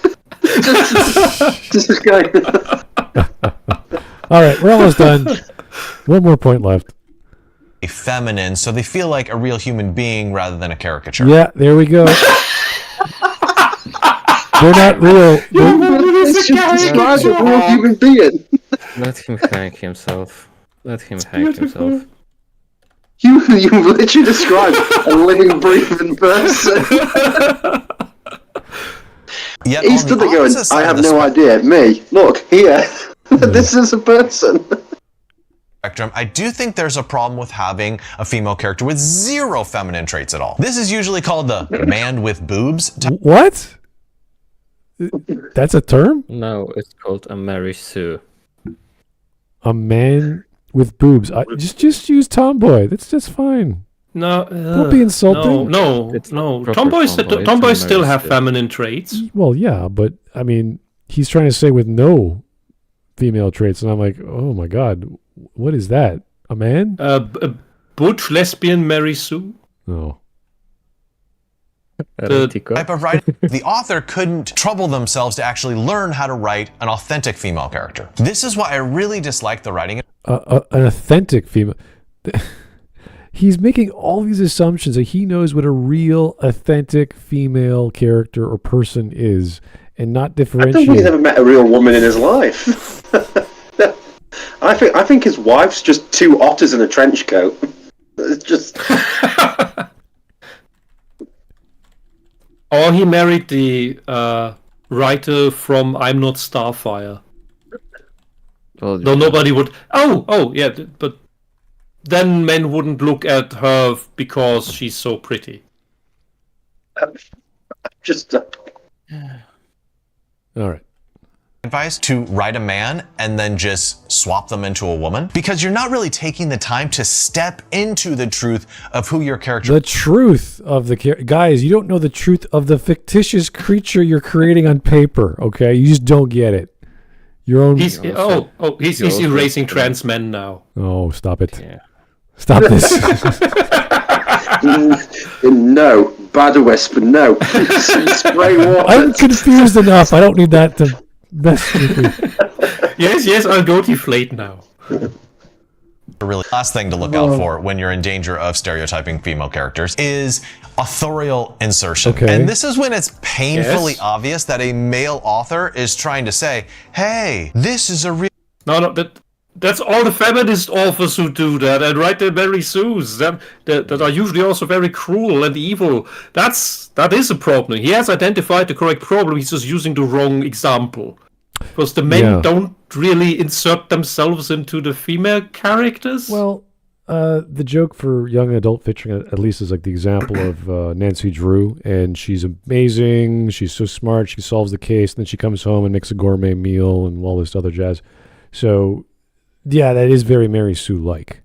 So, but that's the kind of the point of the genre of Nancy Drew, or the series of Nancy Drew, is to have this over-the-top adventure. So within certain styles of storytelling, it's fine. But I don't see what's wrong with having a Yamato Nadeshiko and just making her 99% amazing, and then have that one little flaw that, is the secret thing you don't want to showcase because it's very destructive, or it's all a ruse. The whole thing's an illusion. Like, there's all kinds of great stories like that. So it's not a bad premise. Just don't make it as flat as possible. Round out the character. Give them some flaws. That's fine. A woman I've created on the page. See, she's examining her boobs in a mirror, or she just got her period. And usually this happens on page 2, and it's just so transparent. I'm like, okay, I see you trying. I see you trying on the page now. I see you, the author. Do you just not like it when other men talk about women in their story? I'm getting the feeling he's like, oh, another guy writing a female character, and there's nothing I want to see. Is that all this is? Because I'm sure Michael Crichton can write women very well, just briefly, because that's how he writes in general, everything. or other writers like Terry Brooks. There's magical women. There's elven women. There's all kinds of women, and they're strong. They got swords. They got magic. I think he's basing all his information about women at best on his wife, whom he never sees in the bathroom. Rather than the character. Now we are down to our very final mistake when writing women, and I think it's probably the one that a lot of you were expecting when you came to this video. It's number 8, cliched female description. So I'm gonna highlight 3 mistakes when describing female characters. One is... So I'm sorry, first you said stereotyping and now you are doing this? Yeah, it's almost the same thing. It's a synonym This for guy stereotype. is repeating everything. reducing He's your run out female of circles character of body help. parts. And this is particularly problematic when it's the body parts that men might notice first.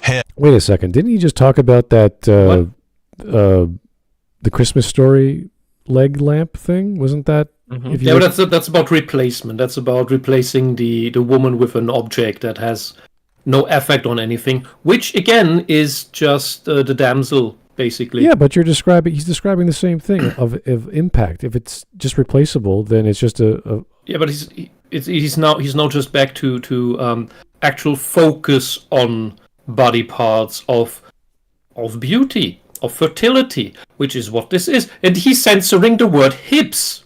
He is completely insane. He's down the deep end. does he even know what romance stories are? If you do not have physical descriptions, and this is not just romance, this is just everything, but we're talking about women's stories for specifics. I don't think he knows what romance is, because he can't have children because he's probably afraid to touch his woman, for it might be considered grape. Well, when you never mind. Okay, well, when you describe characters for the first time, you need visuals. You start with the physical, and you say, this is what they look like, this is how tall they are, this is how fat, whatever, color, hair. Give me all the colorful things about this person. So how do you describe woman without describing woman? You need the female parts as well. So give me all the measurements. I don't care. Whatever. Especially the ones that stand out. This is a third-person omniscient perspective for the most part, unless he describes otherwise. That just helps my brain figure out what this thing looks like. And then basically, sorry, go on. Yeah, once you've done that, then go into the personality, go into the social element, go into the spiritual, go into the what they're doing, what they're like all the mundane stuff. Get that out of the way.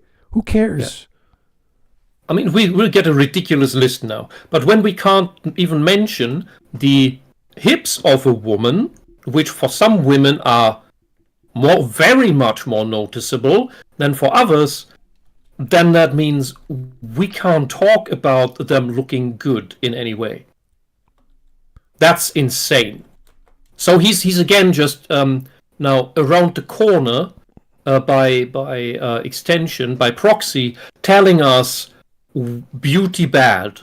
Don't talk about beautiful women. Because the envious, ugly, jealous, narcissistic, feminist women might be offended by hearing about someone who's more beautiful than her. Because feminists are all evil queens who are afraid of Snow White. Yeah, and the real one, not the Zegler goblin thing. Well, this is the same point as before, I think, as Horn Rabbit was saying. It's like you don't want idealized women. Like they can't. And he said that about the ignorance of the physical in the second point. It's like, okay, so we don't know what women are about physically, but we can't describe them only physical. It's like, okay, so do we talk about them physically or do we not talk about them physically? Like, what do you want us to do? Knowledge or not knowledge? So I just say describe them first, then go into the nuance of culture and social and all the other elements of a character. But don't spend too much time. You don't need to do that unless that's the point of their character, that they're a supermodel and they're hot and they're goddess-like and they're flying through the heavens like a bird. Great, do that. Fantastic. That's the big titty goth mummy. As she limbered over me, ovaries quivering like mad. I can only think of what Val Kilmer once said to me. By the way, I starred in Top Gun, and I knew what I had to do. See, perfect writing. I'm engaged. Okay. 11 minutes. We want more. Hips, boobs, waist, hair. BBS? Let's look at a satirical example. Wait, I'm sorry. I need to see these No, censor stop. rings again. No. I just want to see the censor no. rings. What the Almost fuck? done. Look how he wrote the memory word. Bubbas. Bubbas dot dot. But waists are fine. They're not yet censored. But the hips are already censored. Bubis. But why is hip censored like that, but boob censored like a dyslexic Because person's wrote boobs? I think he's afraid of them. Okay. He has no love for the female shape. All right. His wife must be frustrated as hell. Let's keep going. Hair. Let's look at a satiric. Wait, what's wrong with hair? What? Hair's Not even the hair hair. is like the number one thing you use. Okay, so The most innocent figure of all. Okay, so we've now got to to write about a chemotherapy patient who's infertile. And had a double mastectomy. Yeah. So Oh, we can't. jeez. The women that don't have hairdos anymore. My God, what is this? What is this creature he's making? I am afraid. We could try to put it into, a chatbot and see Yeah. what comes out the other side, but Here's a list of qualities. Could you logically construct the perfect woman? This story. Some person, all it turns out is like the AI just like shoots itself in the head.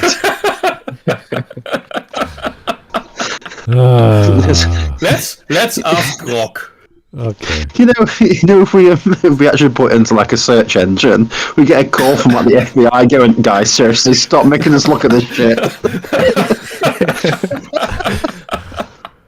All right. Let's keep going.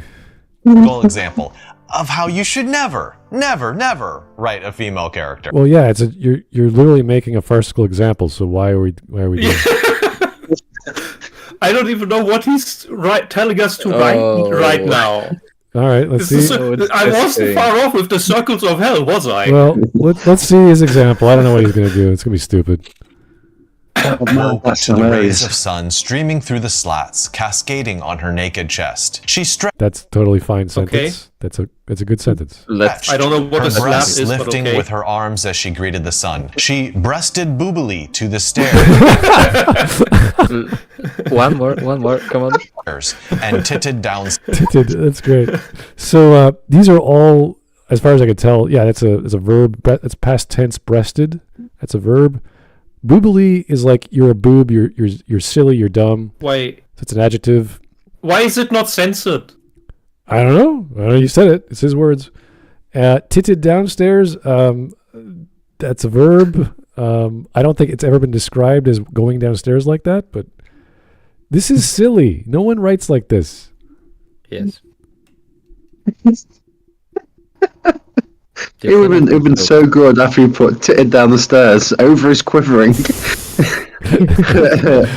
I'd upload the chemotherapy wretched head glinting in the sunlight. I would upload the video if he put over his quiver. Oh God, poor Cassandra. I'm putting that in like my LinkedIn profile. It knows how to describe yourself. I make ovaries quiver. Jump. All right. Stairs. I mean, that's a satire, but I think there's a grain of truth in that, is that some men write women Really? focusing far too much on their chest. Don't be like that. Please, don't be like that. A second Yeah, the black writers mainly write about the ass. Focus on numbers. Yeah, you write about that free-breasted woman. Don't focus on numbers. Well, the only thing I can say to that is that the men who focus on writing about numbers don't actually know how they work. That's my main issue with that part. Well, if you're gonna do like measurements, like freaking like her three sizes, that's kind of silly. You can do like she's 5'7", but if you say a woman is 5'10", that means she's tall.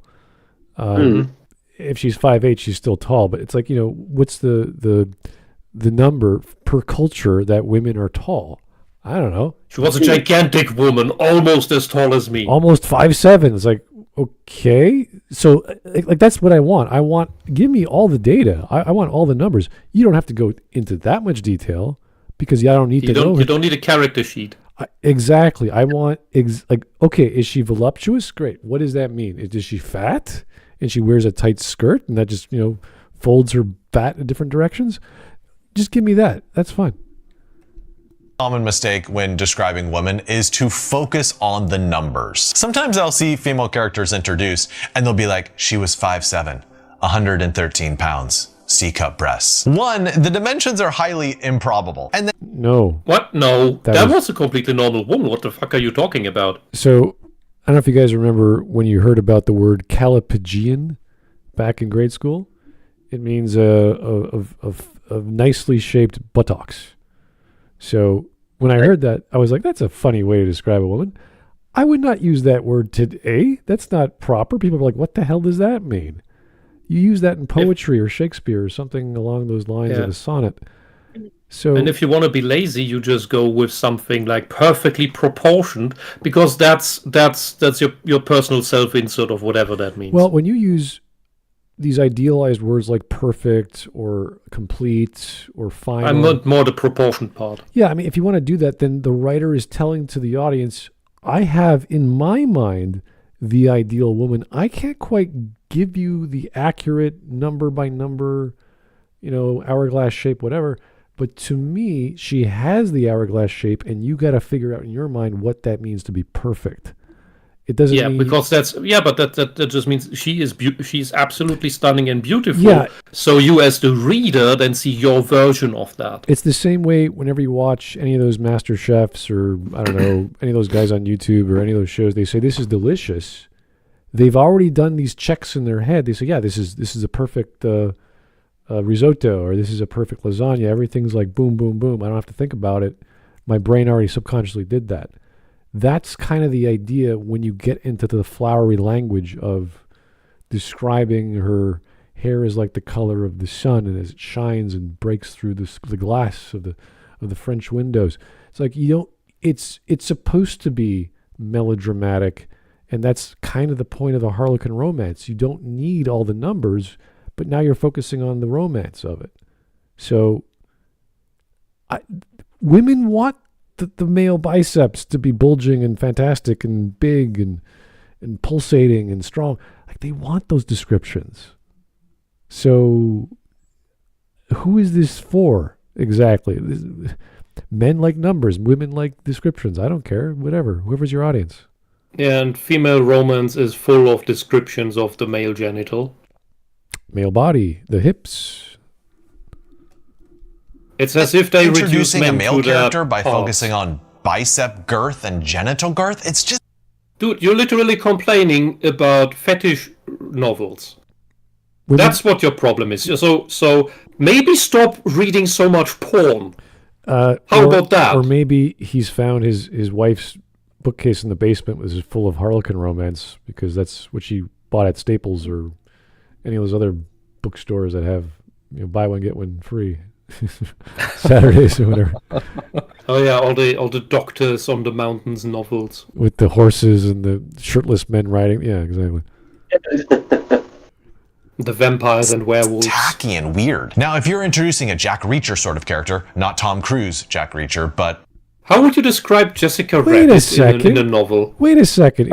We can't describe the women being voluptuous and busty, but Jack Reacher? Oh yeah, guys, it's okay. Because he's 6'5"? Is that it? So when I say a tall man, do I have to use 6'5", or do I have to say his mountainous stature walked through the parking lot? Maybe he's secretly gay. Yeah, women, no. Men, you're fine. Okay. Jack Reacher sort of character, not Tom Cruise Jack Reacher, but Alan Richardson Jack Reacher, then yeah, of course you can focus on something like size. But why? What? So if I write Jessica Rabbit, I can perfectly describe her absolutely tiny waist and her giant knockers, and the I don't even know what you would describe her weird lips as, and the overdone makeup, but That's okay then. But also, I can't write a character like that because she's too beautiful, she's too feminine, and probably doesn't affect the plot aside from being a passive character, trophy, lampshade thing. Oh man, that's fantastic. I think you're gay. He's secretly gay. He doesn't have a wife, he has a man. Well, if you guys have read Jack Reacher, he's literally 6'5". He's built like a tank. Like, that's the point. Yeah, he's huge. That's why everyone was going on about why it was so funny watching Tom Cruise pretend to be him, because Tom Cruise is like 5'1". But which also needs to be mentioned. So yeah, but this is the thing. Like, he's saying that the men, because Jack Reacher is a tall, big, burly guy. It's like, okay, that you need numbers and descriptions. But if you got a sexy goddess female, an Aphrodite, then it's not fair. You can't do that. And I don't know why. Okay, I think we now need an expert in gay judging for his room to figure out whether he's actually married to a woman or a man. Okay, all right.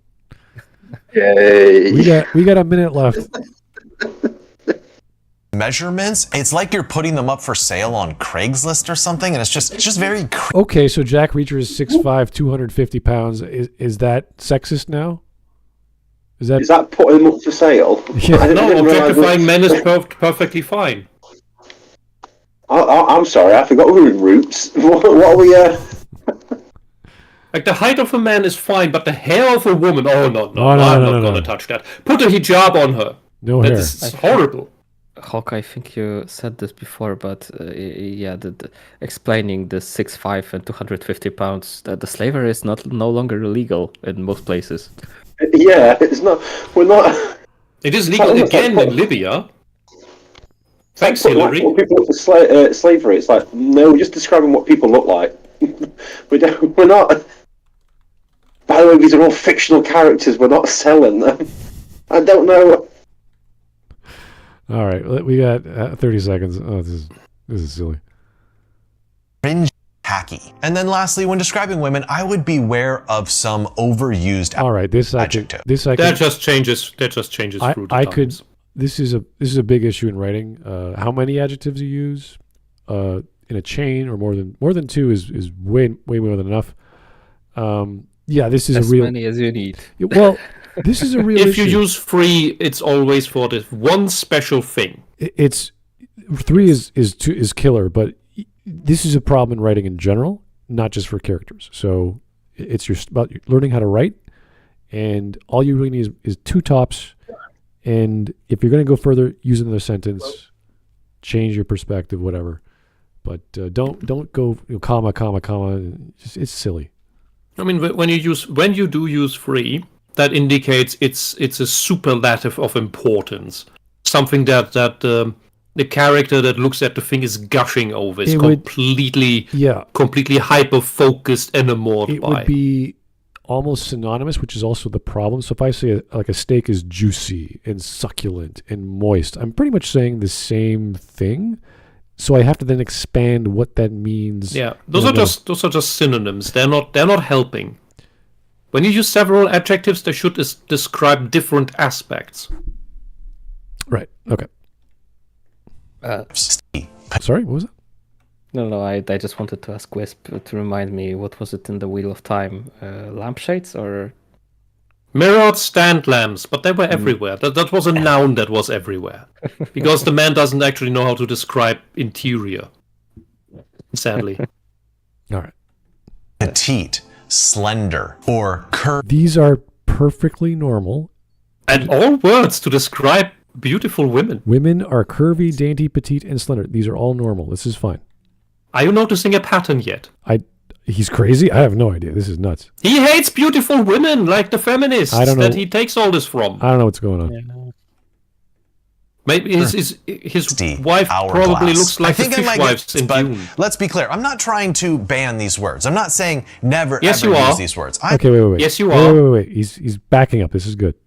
I'm saying if you find yourself using words like this semi-frequently, then I think you have to check yourself. Okay, see, that's good. That's good advice. If you keep using the same terms over and over again for adjectives. Yeah, but He looks pained right now. the problem with that smart is that it's about everything. It's not about these 6 words that he just said. It's about everything. If you repeat the same words too many times, it destroys the illusion. Okay. It creates problems in the flow of the text. I see. Yeah, but look at the overall thing that he's saying with his crazy eyes right now. He's pressing for this. Well, I do like it when writers use the same terms in the same way to a degree. You can't do it too much or it gets redundant. It's like, okay, everyone has hot bread in the morning, every character, every plot thread. So that sort of thing is like, wow, that's kind of a weird cultural thing. So when you describe a woman, this is very specific to a character who's a primary character, and then you describe another primary character who's also a woman in the same way, then it's like, whoa, that's not right. You can't have the same character unless there's a very specific reason you're using those words exactly the same way. So this is not an issue specifically with the topic, but in writing in general. I think he has like this background in like writing, and he's just like putting it through this filter that doesn't work. Yeah, the feminist censorship filter. But look, he already told us we can't write about the hips and the breasts and the hair, the fucking hair and the height of a woman. So we can't mention the hourglass figure in the first place because that all relates to the hips and the breasts and the waist, which you all censored in the first place. This is it's basically already forbidden to use these words. He's insane. I'm sorry. Whoever taught you this made you insane. The only people you will write for are feminists, which are crazy, and they may buy your stuff, but it's a very small niche of people. All right. 20 seconds. And be like, is this a cliched, male-centric vision of a woman? Is there a better way that I can describe? Male-centric. No, it's not cliched. It's literally what men selected for tens of thousands of years of evolution. Same reason why you are taller than your wife, most likely. If it's a wife. Describe her other than. Whoa. No. Describe her other than focusing on what is sexually attractive about her. I hope that was helpful. And Okay, that's a good point because Like her hair. well, usually we associate aesthetics or beauty with sexuality because we're describing people, and that's kind of intertwined. It's kind of impossible at times, but that's more of a biological argument. You can do it and separate it aesthetically, no problem. But I get It's because healthiness and fertility go together. oh yeah, that's part of the element. But what he's getting at something, but he doesn't know what he's talking about per se, because he's talking about this topic of women and how you describe them. So like there's something there, but he's not actually, and he's done in 5 seconds, so he's not actually going to talk about it. It's like there's some nuggets there, and they're just completely covered by this weird philosophy on how narrow-minded you have to write a woman now, and what they We can't write. So to show that you do understand women in your writing means that you are not writing women. Or his version of it, whatever he considers a woman. Which is exactly our problem with the feminist demands of All writing. right. Let's go to memes. I'm sure we have some memes. This guy was wild. Where is it? There's one technical thing that I would like to bridge with you, Smart. Sure. I wrote a thing in the VC chat. Yeah, we'll do that after. Yeah, it was vital to do it while the stream is still going. Yeah. Oh, I'm sorry. Do you want to do it now? Yeah. Let me just go back. Is... 1 sec. Just gotta turn that off.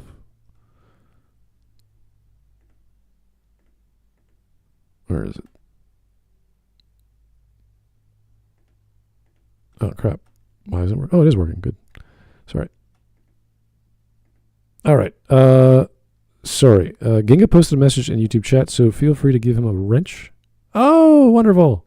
Thank you. Yeah, I was waiting for that. Where is he? Oh, dear. It was a while ago. It was a while ago. All right, I'll figure it out later. I'll get it. Okay. Yeah, the chat stays open for a while. Yeah. Before we end the stream. Okay, let's get back to the memes. There it is. Fantastic. This is from today, April 4th. Thank you, Legacy. Can't even disrespect women nowadays because that shit turns them on now. Maybe. Not all women. If he wants a story with the female characters as the leads, watch Gunbuster. I agree. Gunbuster's a great anime. Yep. The Bechdel test wasn't ever a thing and was meant as a joke. Hollywood. I'll ignore that. Ha ha. That's what happened. Wants it. This guy wants to see a female character as the main lead. Here's a female character that is well written. Yeah, that's Disney. Yeah, but she's doing feminine things, so it's not okay. Powerpuff Girls. Okay. Do you like tomboys? That is not a tomboy. That is. Oh, she has abs. She's a tomboy. Tomboys don't need to be flat. Tomboys are only more often flat in real life. Though even then, not all. Do you like my silly hat? You are an enemy of Christ. Where'd that come from? Oh my. Okay. Now let's go find Gingaman somewhere in the chat. There he is.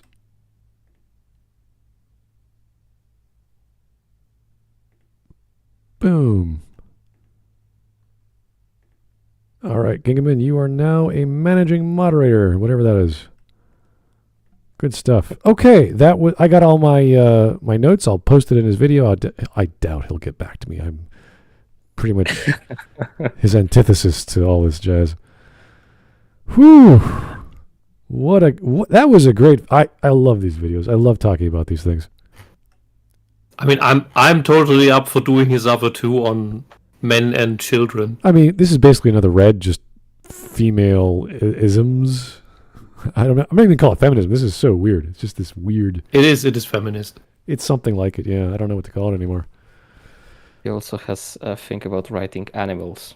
Oh, really? That's interesting. Oh, I thought only animals are allowed to write animals authentically. Well, 10 golden rules to write addictive animal characters. addictive. Oh my god, that doesn't sound healthy. Just draw them like furries.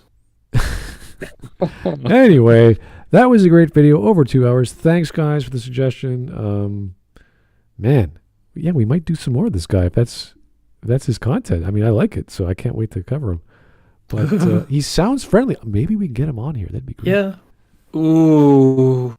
Are you sure? Well, not with you, but I'll be fine with it. No. That's not what I mean. I think he seems to be very deep in the rabbit hole. Oh yeah, for sure. But that's the thing. We could talk normally. I'm sure he'll get along. But that's good. Thanks, guys, for your suggestions. It's been a busy, crazy week. I hope you guys are dry and the weather's nice and your retirement plan is not ruined.